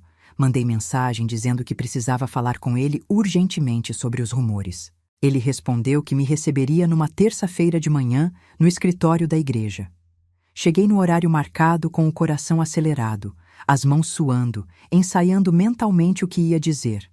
Entrei no escritório e ele estava sentado naquela cadeira de couro preta que tinha comprado com dinheiro da igreja, mesa cheia de papéis, Bíblia aberta na frente dele como se tivesse estado estudando. Me olhou com uma expressão neutra, sem calor, sem aquele jeito gentil que tinha antes. Fez um gesto para eu sentar na cadeira em frente à mesa dele e ficou esperando eu começar a falar. Respirei fundo e disse que precisávamos conversar sobre os boatos que estavam circulando, que as pessoas estavam falando de nós dois, que minha reputação estava sendo destruída, que minha família estava sofrendo. Esperava que ele ficasse chocado, indignado, que dissesse que ia esclarecer tudo, que ia defender minha honra, que ia acabar com aquela mentira. Mas a reação dele foi completamente diferente do que eu imaginava. Ele se recostou na cadeira, cruzou os braços sobre o peito, me olhou com aqueles olhos frios e disse com uma voz que parecia mais irritada do que preocupada: "Pois é, Marlúcia, eu também já ouvi esses rumores. E sabe qual é o problema? Onde tem fumaça, tem fogo. As pessoas não inventam essas coisas do nada. Você tem dado motivo para falarem." Fiquei muda por alguns segundos, sem acreditar no que estava ouvindo. Ele estava me culpando? Estava dizendo que era minha culpa as pessoas estarem mentindo? Tentei argumentar. Disse que eu só estava fazendo o trabalho que ele mesmo tinha me pedido para fazer, que nunca tinha acontecido nada inapropriado entre nós, que ele sabia disso melhor do que ninguém. Ele suspirou, balançou a cabeça como se estivesse lidando com uma criança teimosa e continuou: "Veja bem, o problema é que você passou tempo demais sozinha comigo. Uma mulher casada não pode ficar tanto tempo sozinha com um homem que não é o marido, mesmo que esse homem seja o pastor. Isso causa escândalo, entende? As aparências importam. A Bíblia diz pra gente evitar até a aparência do mal." Senti uma raiva subindo do fundo do meu peito, uma raiva que eu nunca tinha sentido antes na vida. Esse homem estava distorcendo tudo. Estava fazendo parecer que eu tinha feito algo errado, quando, na verdade, tinha sido ele quem cruzou a linha. Ele quem tinha colocado a mão no meu joelho. Ele quem tinha mandado aquelas mensagens inapropriadas. Mas eu não podia dizer isso. Não podia acusá-lo abertamente porque ele ia negar. Ia dizer que eu estava inventando. E quem as pessoas iam acreditar? No pastor respeitado ou na faxineira desesperada? Engoli aquela raiva com dificuldade e perguntei o que ele achava que eu devia fazer, se ele ia esclarecer a situação com a igreja, se ia dizer que nada tinha acontecido. Ele ficou em silêncio por um tempo longo, mexendo em uns papéis na mesa, evitando meu olhar. E finalmente disse: "Olha, Marlúcia, a situação está complicada.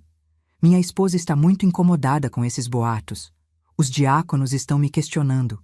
A igreja está falando. Eu acho que o melhor é você dar um tempo, sabe? Parar de vir limpar a igreja, deixar a poeira baixar. Com o tempo, as pessoas esquecem e tudo volta ao normal." Não acreditei no que estava ouvindo. Ele estava me afastando? Depois de 6 anos de dedicação, de trabalho árduo, de sacrifício da minha família, do meu tempo, da minha vida inteira? Perguntei com a voz tremendo se ele não ia defender minha honra, se não ia dizer para a igreja que eu era inocente, que nada tinha acontecido entre nós. Ele desviou o olhar, olhou pela janela do escritório para a rua lá fora e respondeu sem me encarar: "Eu não posso sair defendendo você assim tão abertamente, Marlúcia. Isso só ia alimentar mais ainda os rumores. As pessoas iam pensar que tem algo mesmo, que eu estou tentando encobrir. O melhor é deixar quieto, deixar o tempo resolver. Você entende, né? Às vezes, a gente tem que fazer sacrifícios pelo bem maior da igreja." Fiquei olhando para ele, sem conseguir falar, sentindo uma mistura de choque, tristeza e revolta que me deixava paralisada. Esse homem que eu tinha respeitado como autoridade espiritual, que eu tinha servido com tanta dedicação, estava me jogando para os lobos para salvar a própria pele. Estava me sacrificando para proteger sua reputação, sua posição, seu ministério. Me levantei daquela cadeira com as pernas bambas, segurei na beira da mesa para não cair e disse com uma voz que mal reconheci como minha: "Então é isso? Depois de tudo que eu fiz por essa igreja, depois de todos os anos de serviço, o senhor simplesmente me descarta como se eu fosse lixo?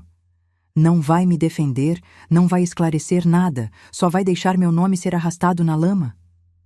Ele finalmente me olhou nos olhos e o que eu vi ali foi frieza, cálculo, interesse próprio. Nenhum traço daquele pastor gentil e carismático que pregava do púlpito todo domingo. Ele disse: "Estou pensando no que é melhor para a igreja, Marlúcia. Às vezes, um tem que se sacrificar pelo bem de muitos. Jesus fez isso, não fez? Se sacrificou pelos outros. Você está sendo chamada a fazer o mesmo.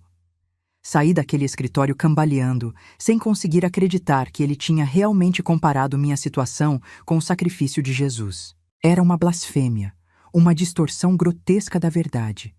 Mas era o que ele estava fazendo para justificar a covardia dele. Não voltei direto para casa, sentei num banco da pracinha em frente à igreja e fiquei ali por horas, olhando para o nada, tentando processar o que tinha acabado de acontecer. As pessoas passavam. Algumas me olhavam com curiosidade, outras desviavam o olhar rapidamente. Eu estava me tornando um espetáculo, uma fofoca ambulante, e não tinha nada que eu pudesse fazer para mudar isso. Quando finalmente voltei para casa, já era tarde da tarde. O Aureliano tinha chegado do trabalho e estava preocupado. Perguntou onde eu tinha ficado o dia inteiro. Contei sobre a conversa com o pastor, sobre como ele tinha se recusado a me defender, sobre como estava me afastando para proteger a própria imagem. Esperava que o Aureliano ficasse furioso, que quisesse confrontar o pastor, mas ele só suspirou fundo e disse: "Talvez seja melhor mesmo você se afastar por um tempo, deixar as coisas esfriarem." Olhei para ele incrédula. Meu próprio marido estava concordando com o pastor? Estava achando que eu devia me afastar, me esconder, aceitar aquela injustiça calada? Tentei argumentar, tentei fazer ele entender que se afastar era admitir culpa, era deixar que as mentiras vencessem, era desistir de lutar pela verdade. Mas ele estava cansado, eu percebia, cansado da situação toda, cansado dos olhares na rua, cansado das provocações que ele também estava recebendo no trabalho. Os colegas dele faziam piadinhas sobre marido corno, sobre mulher que trai com pastor, e isso estava corroendo ele por dentro. Ele queria que aquilo acabasse logo. E na cabeça dele, a forma mais rápida era eu me afastar mesmo. Sumir por um tempo, deixar as pessoas esquecerem. Naquela noite não consegui dormir. Fiquei olhando para o teto do quarto, ouvindo a respiração pesada do Aureliano do meu lado, que dormia de costas para mim pela primeira vez em anos, sentindo um vazio no peito que parecia um buraco negro sugando tudo que tinha dentro de mim. Minha fé, minha identidade, meu senso de propósito, tudo estava desmoronando. A igreja que tinha sido meu refúgio por mais de 20 anos agora era o lugar da minha vergonha. As pessoas que eu chamava de irmãos agora me olhavam com desprezo e desconfiança. O pastor que eu respeitava como homem de Deus tinha revelado ser apenas mais um homem fraco e covarde, protegendo seus próprios interesses. No domingo seguinte, não fui ao culto pela primeira vez em mais de 2 décadas. Disse para o Aureliano que não me sentia bem, que estava com dor de cabeça, mas a verdade era que não tinha coragem de enfrentar aquelas pessoas, aqueles olhares, aquele julgamento silencioso. Ele foi sozinho com as crianças, voltou no final da manhã e disse que várias pessoas tinham perguntado por mim, que o pastor tinha mandado saudações. Saudações. Como se nada tivesse acontecido, como se não tivesse acabado de destruir minha vida. Fiquei em casa aquele domingo inteiro, e o próximo, e o próximo. Semanas foram passando e eu continuava sem ir, inventando desculpas diferentes cada vez. Dor de cabeça, tontura, cansaço, qualquer coisa para não ter que encarar aquela situação. Minha mãe Palmira, que já estava com mais de 70 anos nessa época, veio me visitar numa tarde. Ela tinha ouvido os rumores, todo mundo na cidade já sabia, e veio conversar comigo. Sentou na minha cozinha, preparou um café como fazia quando eu era criança e me olhou com aqueles olhos cheios de compaixão e sabedoria. Não me julgou, não me repreendeu por ter ignorado os avisos dela meses atrás. Só segurou minhas mãos e disse: "Minha filha, eu sei que você não fez nada errado. Uma mãe conhece sua filha. Mas você precisa entender uma coisa. Igreja é feita de gente, e gente erra. Gente julga, gente fofoca, gente machuca. Sua fé não pode estar baseada em instituição, em pastor, em aprovação de outras pessoas. Sua fé tem que estar em Deus, direto, sem intermediários. E Deus sabe da verdade. Ele sempre soube. E isso tem que bastar para você." Chorei nos braços da minha mãe, como não chorava desde criança. Um choro profundo que vinha de um lugar que eu nem sabia que existia dentro de mim. Ela me embalou, cantou hinos baixinho, aqueles mesmos hinos que ela cantava quando eu era pequena e tinha pesadelo. E pela primeira vez em semanas, senti um pequeno alívio, uma pequena esperança de que talvez, só talvez, eu conseguisse sobreviver àquilo. Minha mãe ficou comigo o resto do dia, ajudou com a casa, com as crianças, e quando foi embora no final da tarde, me fez prometer que eu não ia desistir, que ia continuar lutando, que não ia deixar que aquelas pessoas me destruíssem. Tentei voltar à rotina normal, cuidar da casa, fazer as faxinas nas casas das madames, cuidar dos filhos. Mas tudo parecia mais difícil, mais pesado, sem cor. Acordava de manhã, sem vontade de levantar da cama, tinha que me forçar a fazer as coisas mais básicas. Desenvolvi insônia, ficava acordada até altas horas da madrugada com a cabeça girando, repassando tudo o que tinha acontecido, tentando entender onde eu tinha errado, o que eu podia ter feito diferente. Perdi o apetite. A comida não tinha gosto, tinha que me forçar a comer alguma coisa, porque sabia que precisava manter as forças. Meu cabelo começou a cair em quantidade alarmante. Encontrava tufos no travesseiro toda manhã, no ralo do chuveiro, na escova. O Aureliano tentava ser compreensivo, mas eu sentia a distância crescendo entre nós. Ele estava magoado, confuso, não sabia como me ajudar. Nossas conversas ficaram superficiais, mecânicas, sobre as contas a pagar, sobre problemas das crianças na escola, sobre o que fazer no jantar. Paramos de conversar sobre nós, sobre nossos sentimentos, sobre o que estava acontecendo. E à noite, na cama, ficávamos cada um para o seu lado, sem se tocar, como dois estranhos que dividem o mesmo espaço por conveniência.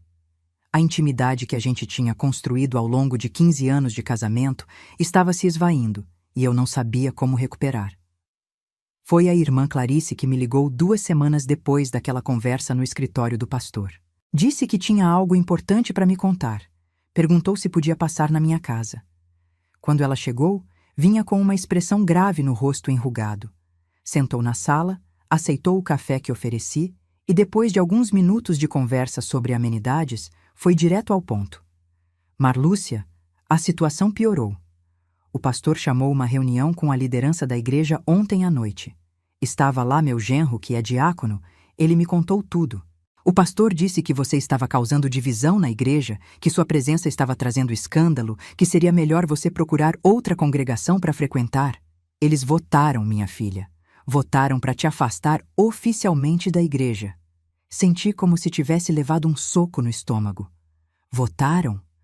Fizeram uma votação sobre mim como se eu fosse um problema a ser resolvido, um obstáculo a ser removido? E nem me chamaram para me defender, para dar minha versão, para pelo menos me olhar nos olhos antes de me condenarem? A irmã Clarice continuou com lágrimas nos olhos. Eu sinto muito, minha filha. Meu genro disse que votou contra, que alguns outros também votaram contra, mas a maioria concordou com o pastor. Disseram que era pelo bem da igreja, para preservar a paz, para evitar mais escândalo. Perguntei com a voz embargada se o pastor tinha defendido alguma coisa, se tinha pelo menos tentado esclarecer a verdade. Ela balançou a cabeça negativamente. Ele disse que tinha tentado conversar com você, que você não quis se afastar voluntariamente, então eles precisavam tomar uma decisão administrativa. Então era assim. Eu estava sendo expulsa da igreja que frequentava há mais de 20 anos, onde tinha sido batizada, onde tinha casado, onde tinha batizado meus 3 filhos. Tudo baseado em mentiras, em boatos, em acusações que ninguém tinha se dado ao trabalho de investigar de verdade.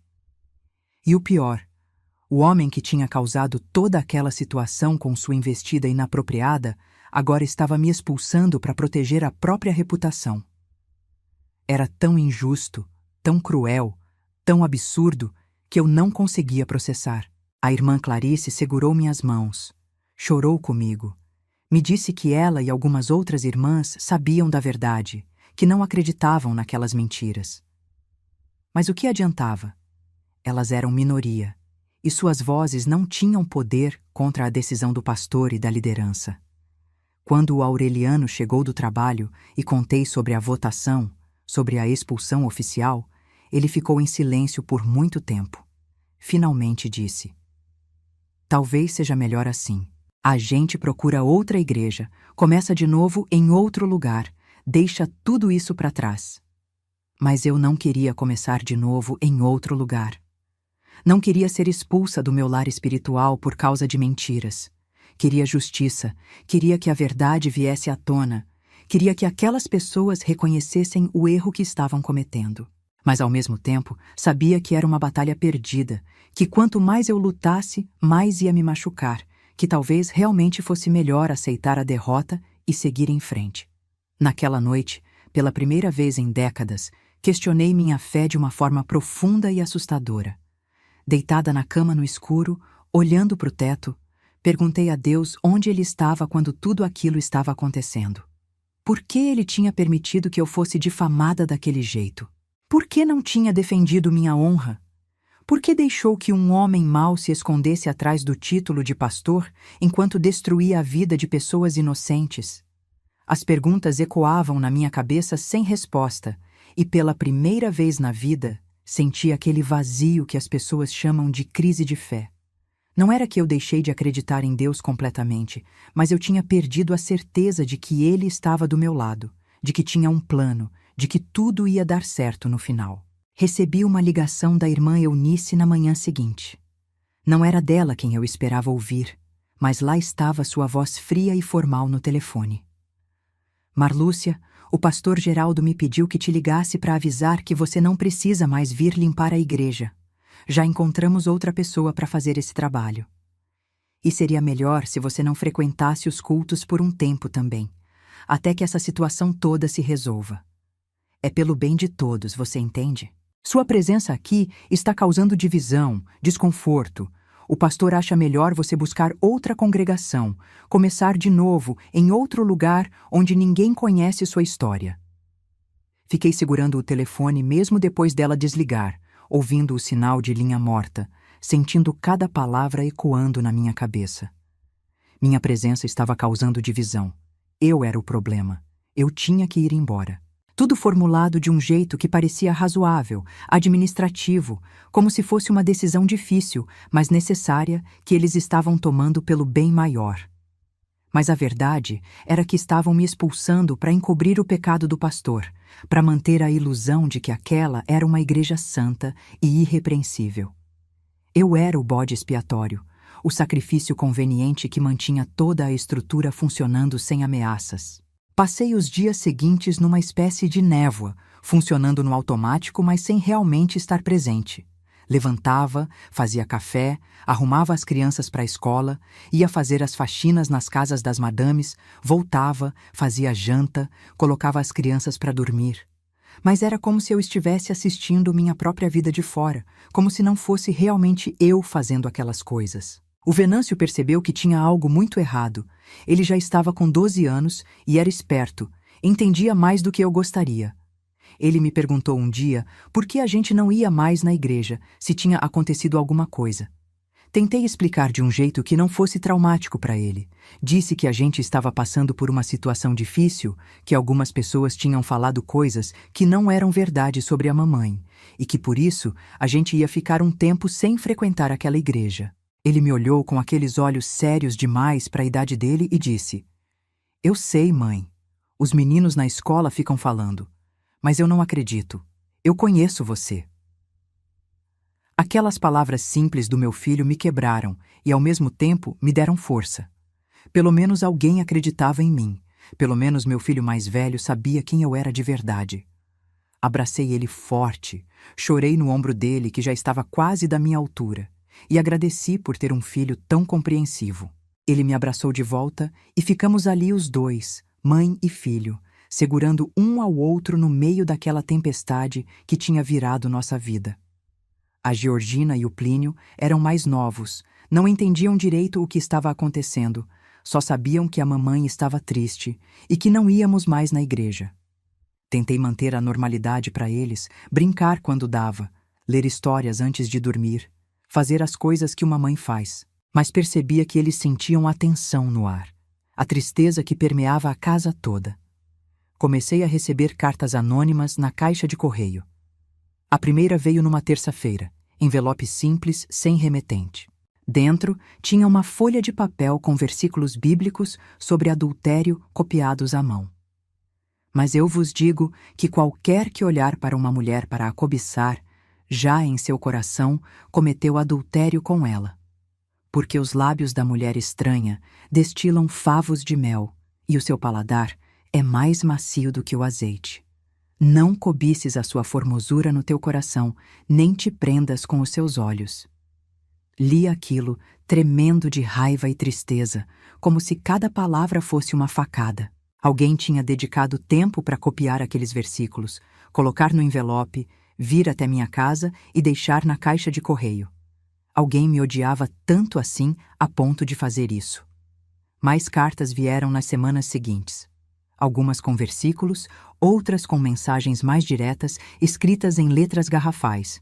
Mulher adúltera, vai embora desta cidade. Você é uma vergonha. Eu queimava todas sem mostrar para o Aureliano, porque não queria preocupá-lo mais ainda, mas cada uma delas deixava uma marca, ia corroendo minha paz de espírito aos poucos. Teve uma noite que acordei com barulho lá fora, olhei pela janela e vi alguém correndo, e quando fui verificar de manhã cedo, tinha uma palavra pintada no muro da minha casa: amante. Tinta vermelha escorrida, letras tortas e grandes para todo mundo ver. O Aureliano viu quando saiu para o trabalho, voltou vermelho de raiva, pegou tinta branca e cobriu aquilo tudo antes das crianças saírem para a escola. Mas os vizinhos já tinham visto, a cidade inteira já sabia. Comecei a ter ataques de pânico. O primeiro aconteceu no supermercado quando fui fazer as compras da semana. Estava no corredor de massas, escolhendo macarrão quando ouvi duas mulheres conversando atrás de mim. E uma delas disse baixinho, mas não baixo o suficiente: é aquela ali, a que ficou com o pastor. Senti o ar faltar de repente, o coração disparou, a visão ficou embaçada, as mãos começaram a tremer tanto que derrubei o pacote de macarrão no chão. Tive que me apoiar na prateleira, respirar fundo várias vezes, contar até 10 como minha mãe tinha me ensinado quando eu era criança e ficava nervosa. Consegui me acalmar um pouco, peguei meu carrinho e saí dali sem terminar as compras, sem olhar para ninguém, só querendo chegar em casa e trancar a porta. Os ataques foram ficando mais frequentes. Aconteciam quando eu via alguém conhecido na rua, quando tocava o telefone e eu não sabia quem era, quando batiam na porta de forma inesperada. Meu corpo entrava em modo de alerta extremo, como se eu estivesse em perigo constante, como se a qualquer momento algo terrível fosse acontecer. Comecei a evitar sair de casa, a não ser quando absolutamente necessário. Pedia para o Aureliano fazer as compras. Inventava desculpas para não ir buscar as crianças na escola. Mandava a Georgina na padaria quando precisava de pão. Estava me tornando uma prisioneira na minha própria casa e sabia que aquilo não era saudável, mas não conseguia controlar. Minha saúde física também começou a deteriorar. Desenvolvi úlcera no estômago de tanto estresse, sentia dores agudas, principalmente de madrugada, acordava com aquela queimação horrível que subia pela garganta. O médico receitou remédio e disse que eu precisava reduzir o estresse, mas como reduzir estresse quando sua vida inteira tinha virado um caos? Emagreci mais de 15 quilos em 2 meses. Minhas roupas ficaram largas, meus ossos começaram a aparecer. As olheiras fundas deixavam meu rosto com aspecto doentio. O cabelo continuava caindo. Tinha momentos que eu passava a mão na cabeça e vinha um tufo inteiro na palma da mão. Olhava no espelho e mal me reconhecia. Aquela mulher magra, pálida, com olhos sem brilho, não parecia nada com a Marlúcia de alguns meses atrás. Foi em maio, quase 3 meses depois de toda aquela situação ter começado, que minha mãe Palmira veio morar comigo por um tempo. Ela viu que eu não estava conseguindo lidar sozinha, que estava afundando cada vez mais, e decidiu que precisava intervir. Arrumou as coisas dela, deixou meu pai sob os cuidados da Iracema, que morava perto, e apareceu na minha porta com uma mala pequena, dizendo que ia ficar o tempo que fosse necessário. E a presença dela foi como um bálsamo, como água fresca num deserto. Ela assumiu a casa, cozinhava, limpava, cuidava das crianças quando elas voltavam da escola. me obrigava a comer mesmo quando eu dizia que não tinha fome, preparava chás calmantes à noite para me ajudar a dormir, sentava comigo durante os ataques de pânico e me fazia respirar devagar até passar. Mas mais importante que tudo isso, ela conversava comigo. Longas conversas na cozinha enquanto preparávamos o jantar, ou na varanda no final da tarde quando as crianças estavam brincando.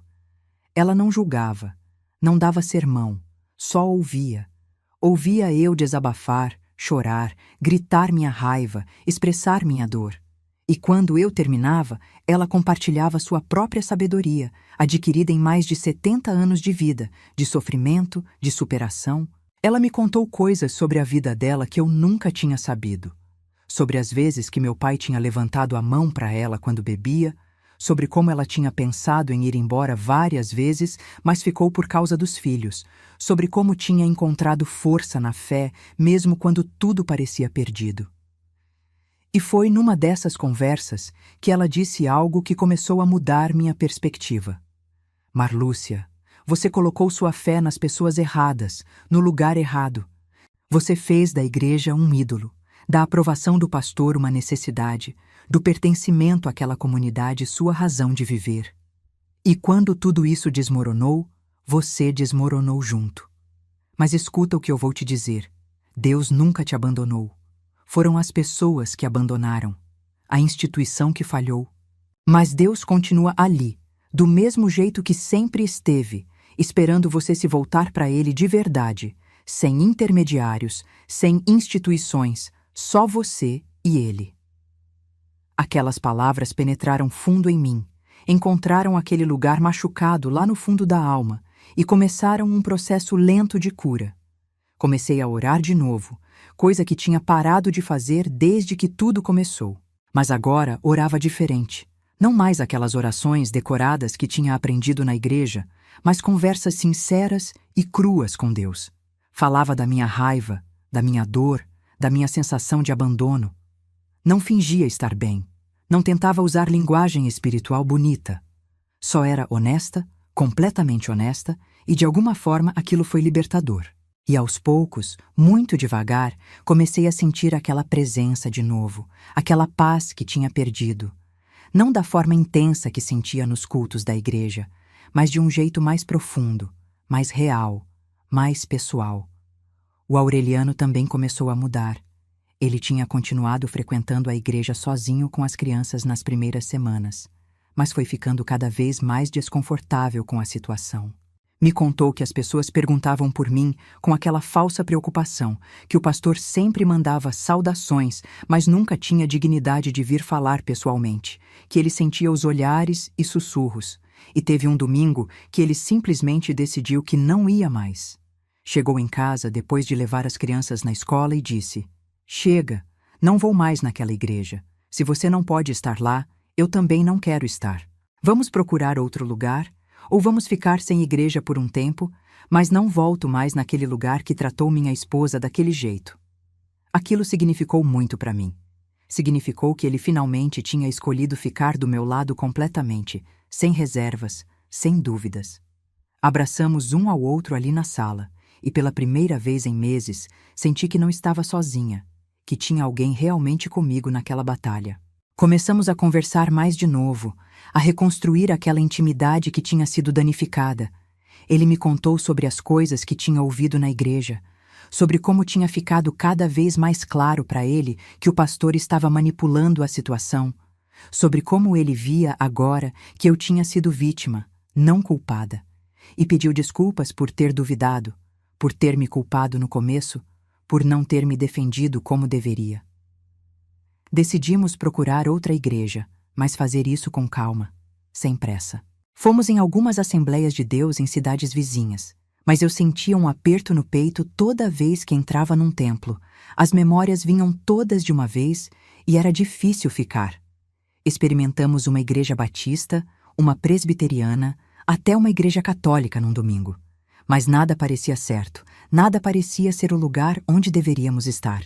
E finalmente aceitamos que talvez não fosse hora de estar em lugar nenhum, que talvez precisássemos de um tempo para sarar antes de nos comprometermos com outra comunidade. Minha mãe ficou comigo por quase 3 meses. Nesse tempo, ela não só cuidou da casa e das crianças, mas também me ajudou a reconstruir minha autoestima, minha identidade fora da igreja. Me incentivou a fazer coisas que eu gostava, mas tinha deixado de lado: costurar, cozinhar pratos diferentes, cuidar de plantas. Comprou sementes e mudas, e juntas plantamos um jardim no quintal de casa. Tinha algo terapêutico em mexer na terra, em regar as plantas todo dia, em ver as coisinhas crescendo aos poucos. Era um projeto de vida, uma promessa de que coisas mortas podem voltar a florescer. Aos poucos fui saindo mais de casa.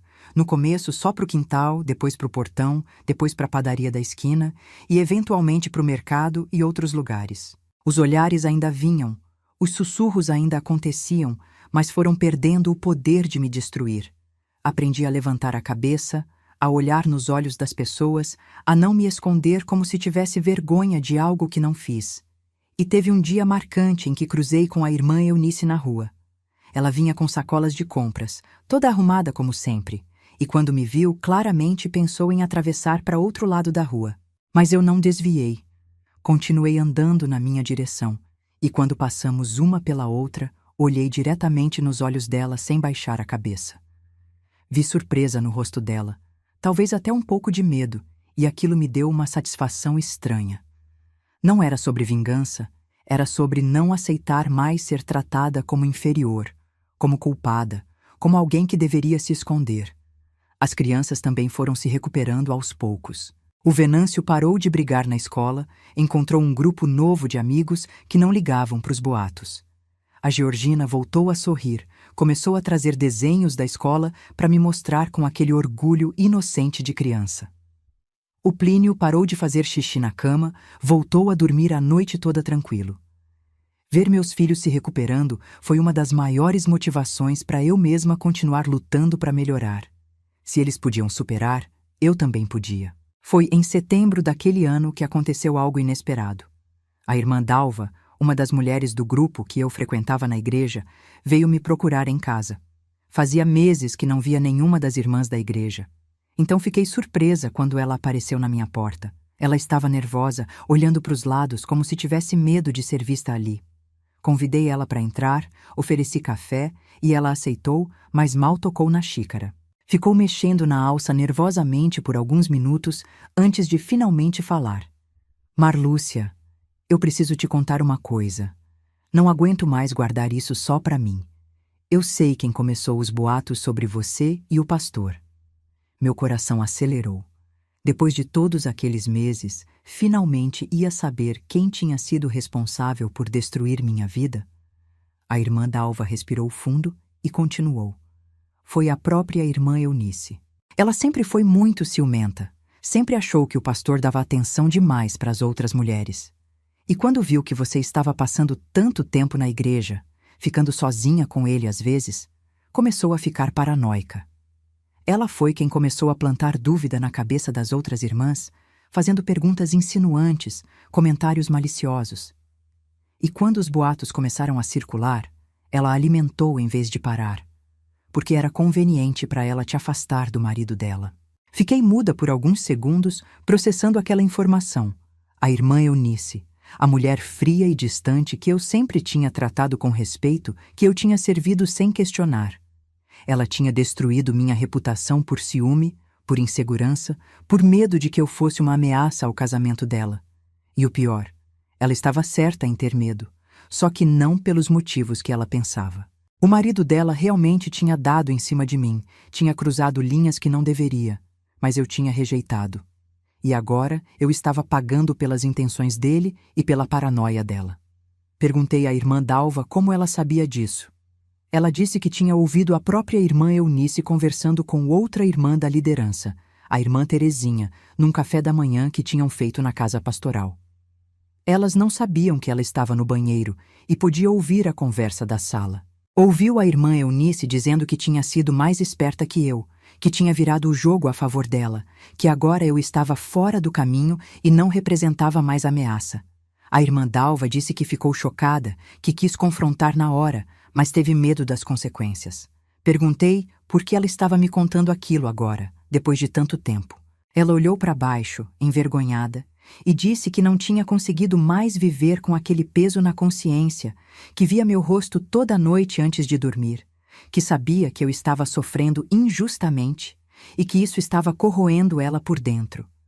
Disse também que não era só ela que sabia a verdade. Várias outras irmãs tinham começado a desconfiar, tinham visto inconsistências nas histórias, tinham percebido como a irmã Eunice manipulava as situações. Mas todas tinham medo de falar, medo de serem as próximas a serem expulsas, medo de perder seu lugar naquela comunidade que era tão importante para elas. Agradeci à irmã Dalva por ter vindo, por ter tido coragem de me contar a verdade mesmo com medo. Ela perguntou se eu ia fazer alguma coisa com aquela informação, se ia confrontar a irmã Eunice ou o pastor. Pensei por um longo tempo antes de responder. Parte de mim queria marchar até aquela igreja, entrar no meio do culto de domingo e gritar a verdade para todo mundo ouvir. Queria expor a irmã Eunice como a mentirosa manipuladora que ela era. Queria que o pastor Geraldo enfrentasse as consequências das escolhas dele.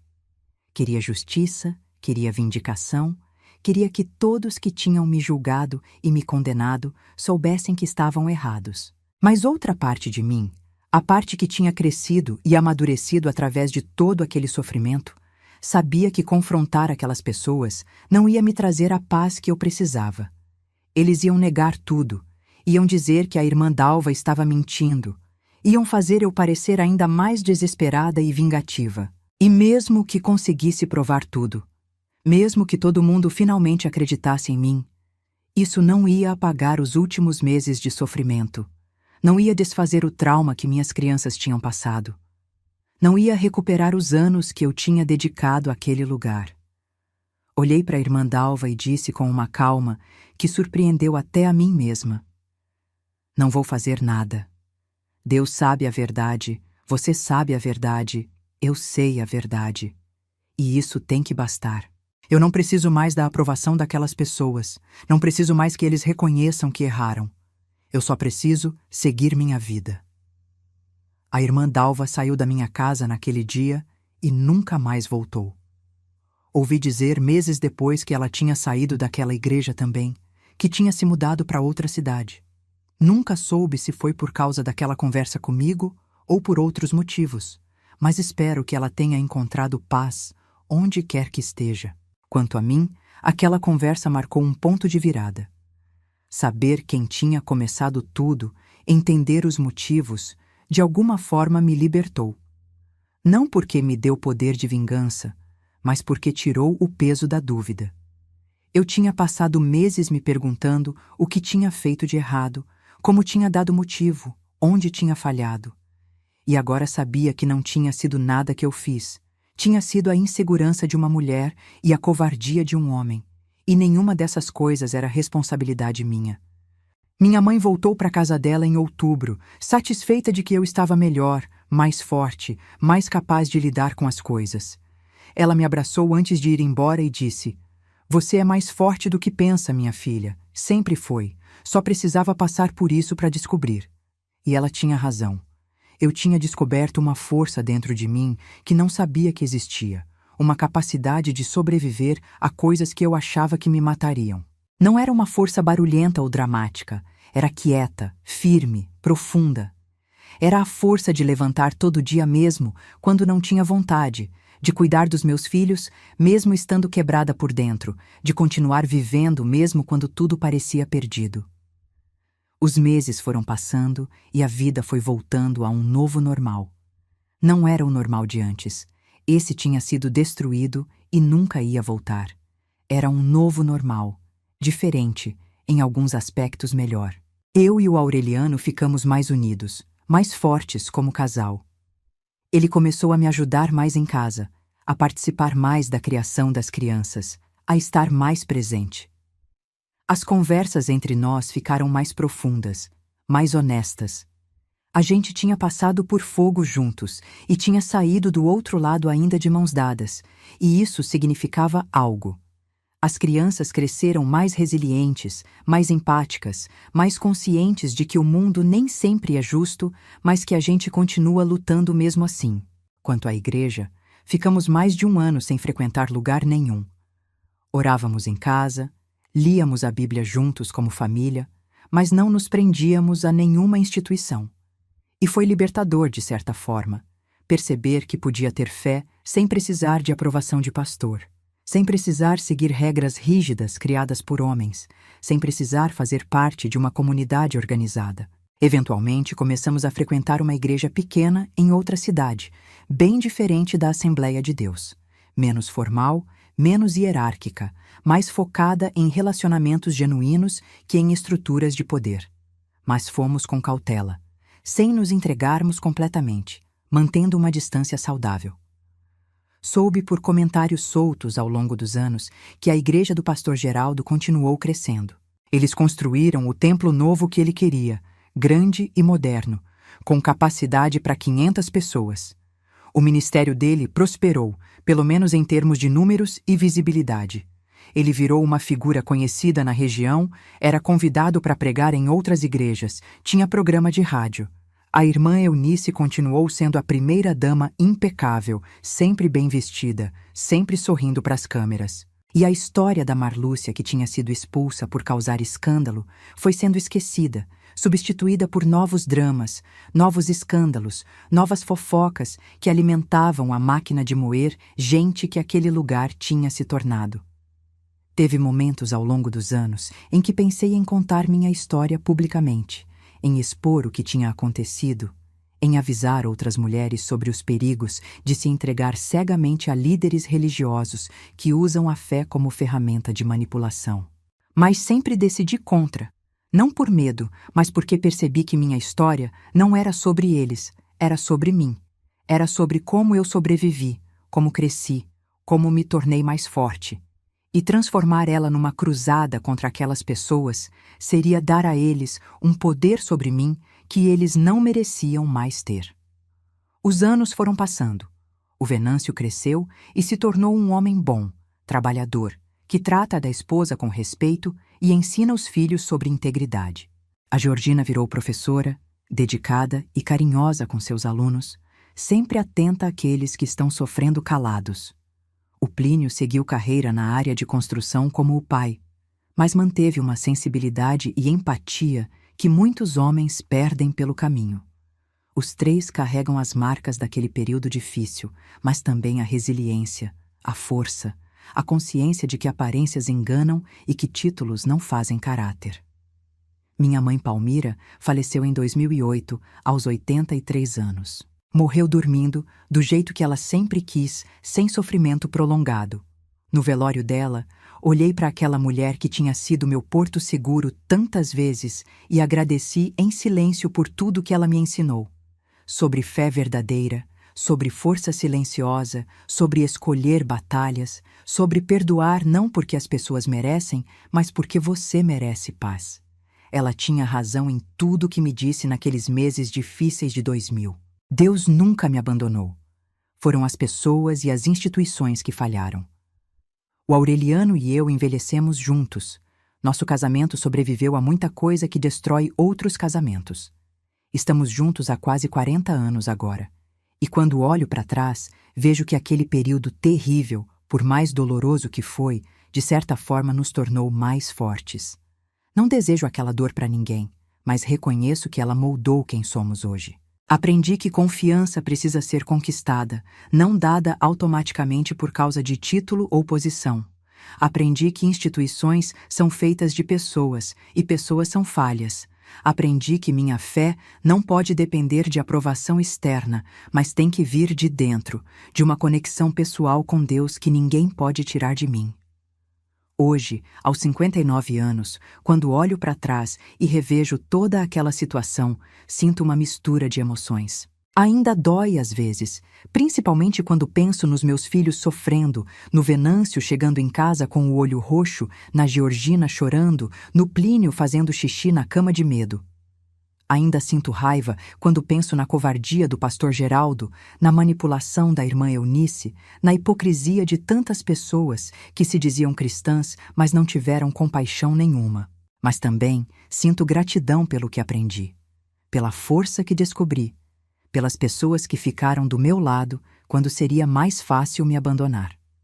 Aprendi que ser expulsa de uma igreja não é ser expulsa da presença de Deus.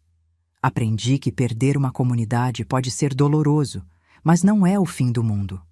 Aprendi que reputação pode ser destruída por mentiras, mas caráter não. Aprendi que silêncio, às vezes, é mais poderoso que confronto, que seguir em frente, às vezes, é mais sábio que buscar vingança. Aprendi que somos mais fortes do que pensamos, mais resilientes do que imaginamos, mais capazes de sobreviver a coisas que achávamos que nos matariam. E aprendi principalmente isto, que títulos religiosos não garantem integridade, que paredes de igreja não garantem santidade, que rituais e tradições não substituem amor genuíno e justiça verdadeira. Aprendi que Deus não mora em templos feitos por mãos humanas, mas em corações quebrantados que o buscam com sinceridade. Aprendi que comunidade verdadeira não é aquela que te aceita quando você está servindo bem, mas aquela que fica do seu lado quando você está caído. E aprendi que perdão não significa esquecer o que aconteceu ou fingir que não doeu, mas significa soltar o veneno do ressentimento, porque você merece viver livre. Se eu pudesse voltar no tempo e mudar alguma coisa, mudaria muita coisa. Não teria me oferecido para trabalhar tanto na igreja. Não teria colocado a aprovação do pastor acima do bem-estar da minha família. Não teria ignorado os alertas da minha mãe. Não teria ficado sozinha com o pastor Geraldo naquela sexta-feira. Mas, ao mesmo tempo, se tudo tivesse sido diferente, eu não seria quem sou hoje. Não teria a sabedoria que tenho, a força que desenvolvi, a fé mais profunda e pessoal que construí sobre os escombros daquela religiosidade institucional que desmoronou. Hoje vivo uma vida simples e tranquila. Cuido da minha casa, dos meus netos quando vêm visitar, do meu jardim que se tornou meu refúgio.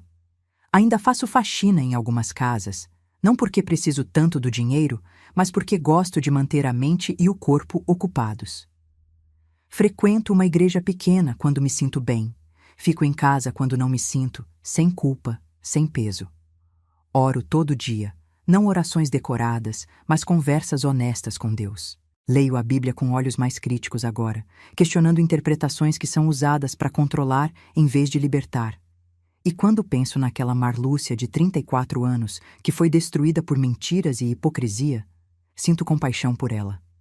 Ela não sabia ainda o que eu sei agora. Não tinha a força que eu tenho. Não tinha passado pelo fogo purificador do sofrimento injusto. Mas ela sobreviveu. Ela levantou quando todo mundo esperava que ficasse caída. Ela reconstruiu sua vida sobre uma fundação mais sólida.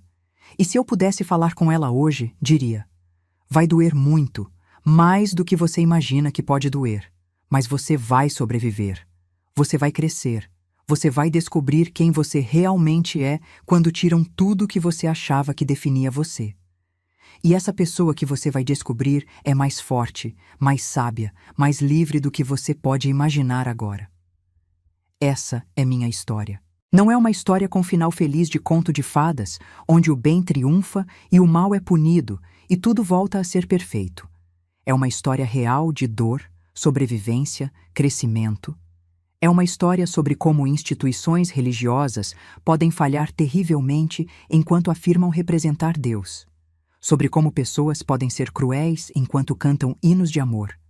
Sobre como líderes podem ser predadores enquanto vestem roupa de pastores. Mas é também uma história sobre resiliência, sobre fé verdadeira que sobrevive quando tudo mais desmorona, sobre família que se une na adversidade, sobre força que vem de lugares que você nem sabia que existiam dentro de você. E se alguém está passando por algo parecido agora, se alguém está sendo difamado, expulso, destruído por uma instituição religiosa que deveria acolher e proteger, quero que saiba, você vai sobreviver. Vai doer, vai deixar cicatrizes, vai mudar você para sempre. Mas você vai sobreviver. E do outro lado dessa dor, tem uma versão de você mais autêntica, mais forte, mais livre. Uma versão que não precisa de aprovação de pastor, de pertencer a uma instituição, de seguir regras criadas por homens para controlar.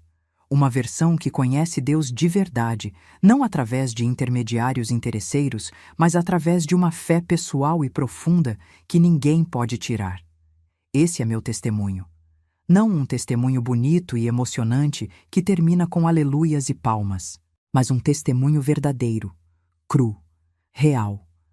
O testemunho de uma mulher que foi quebrada por aqueles que deveriam cuidar dela, mas que se recusou a permanecer quebrada, que escolheu levantar, reconstruir, seguir em frente, que transformou o veneno em remédio, feridas em sabedoria, cinzas em jardim.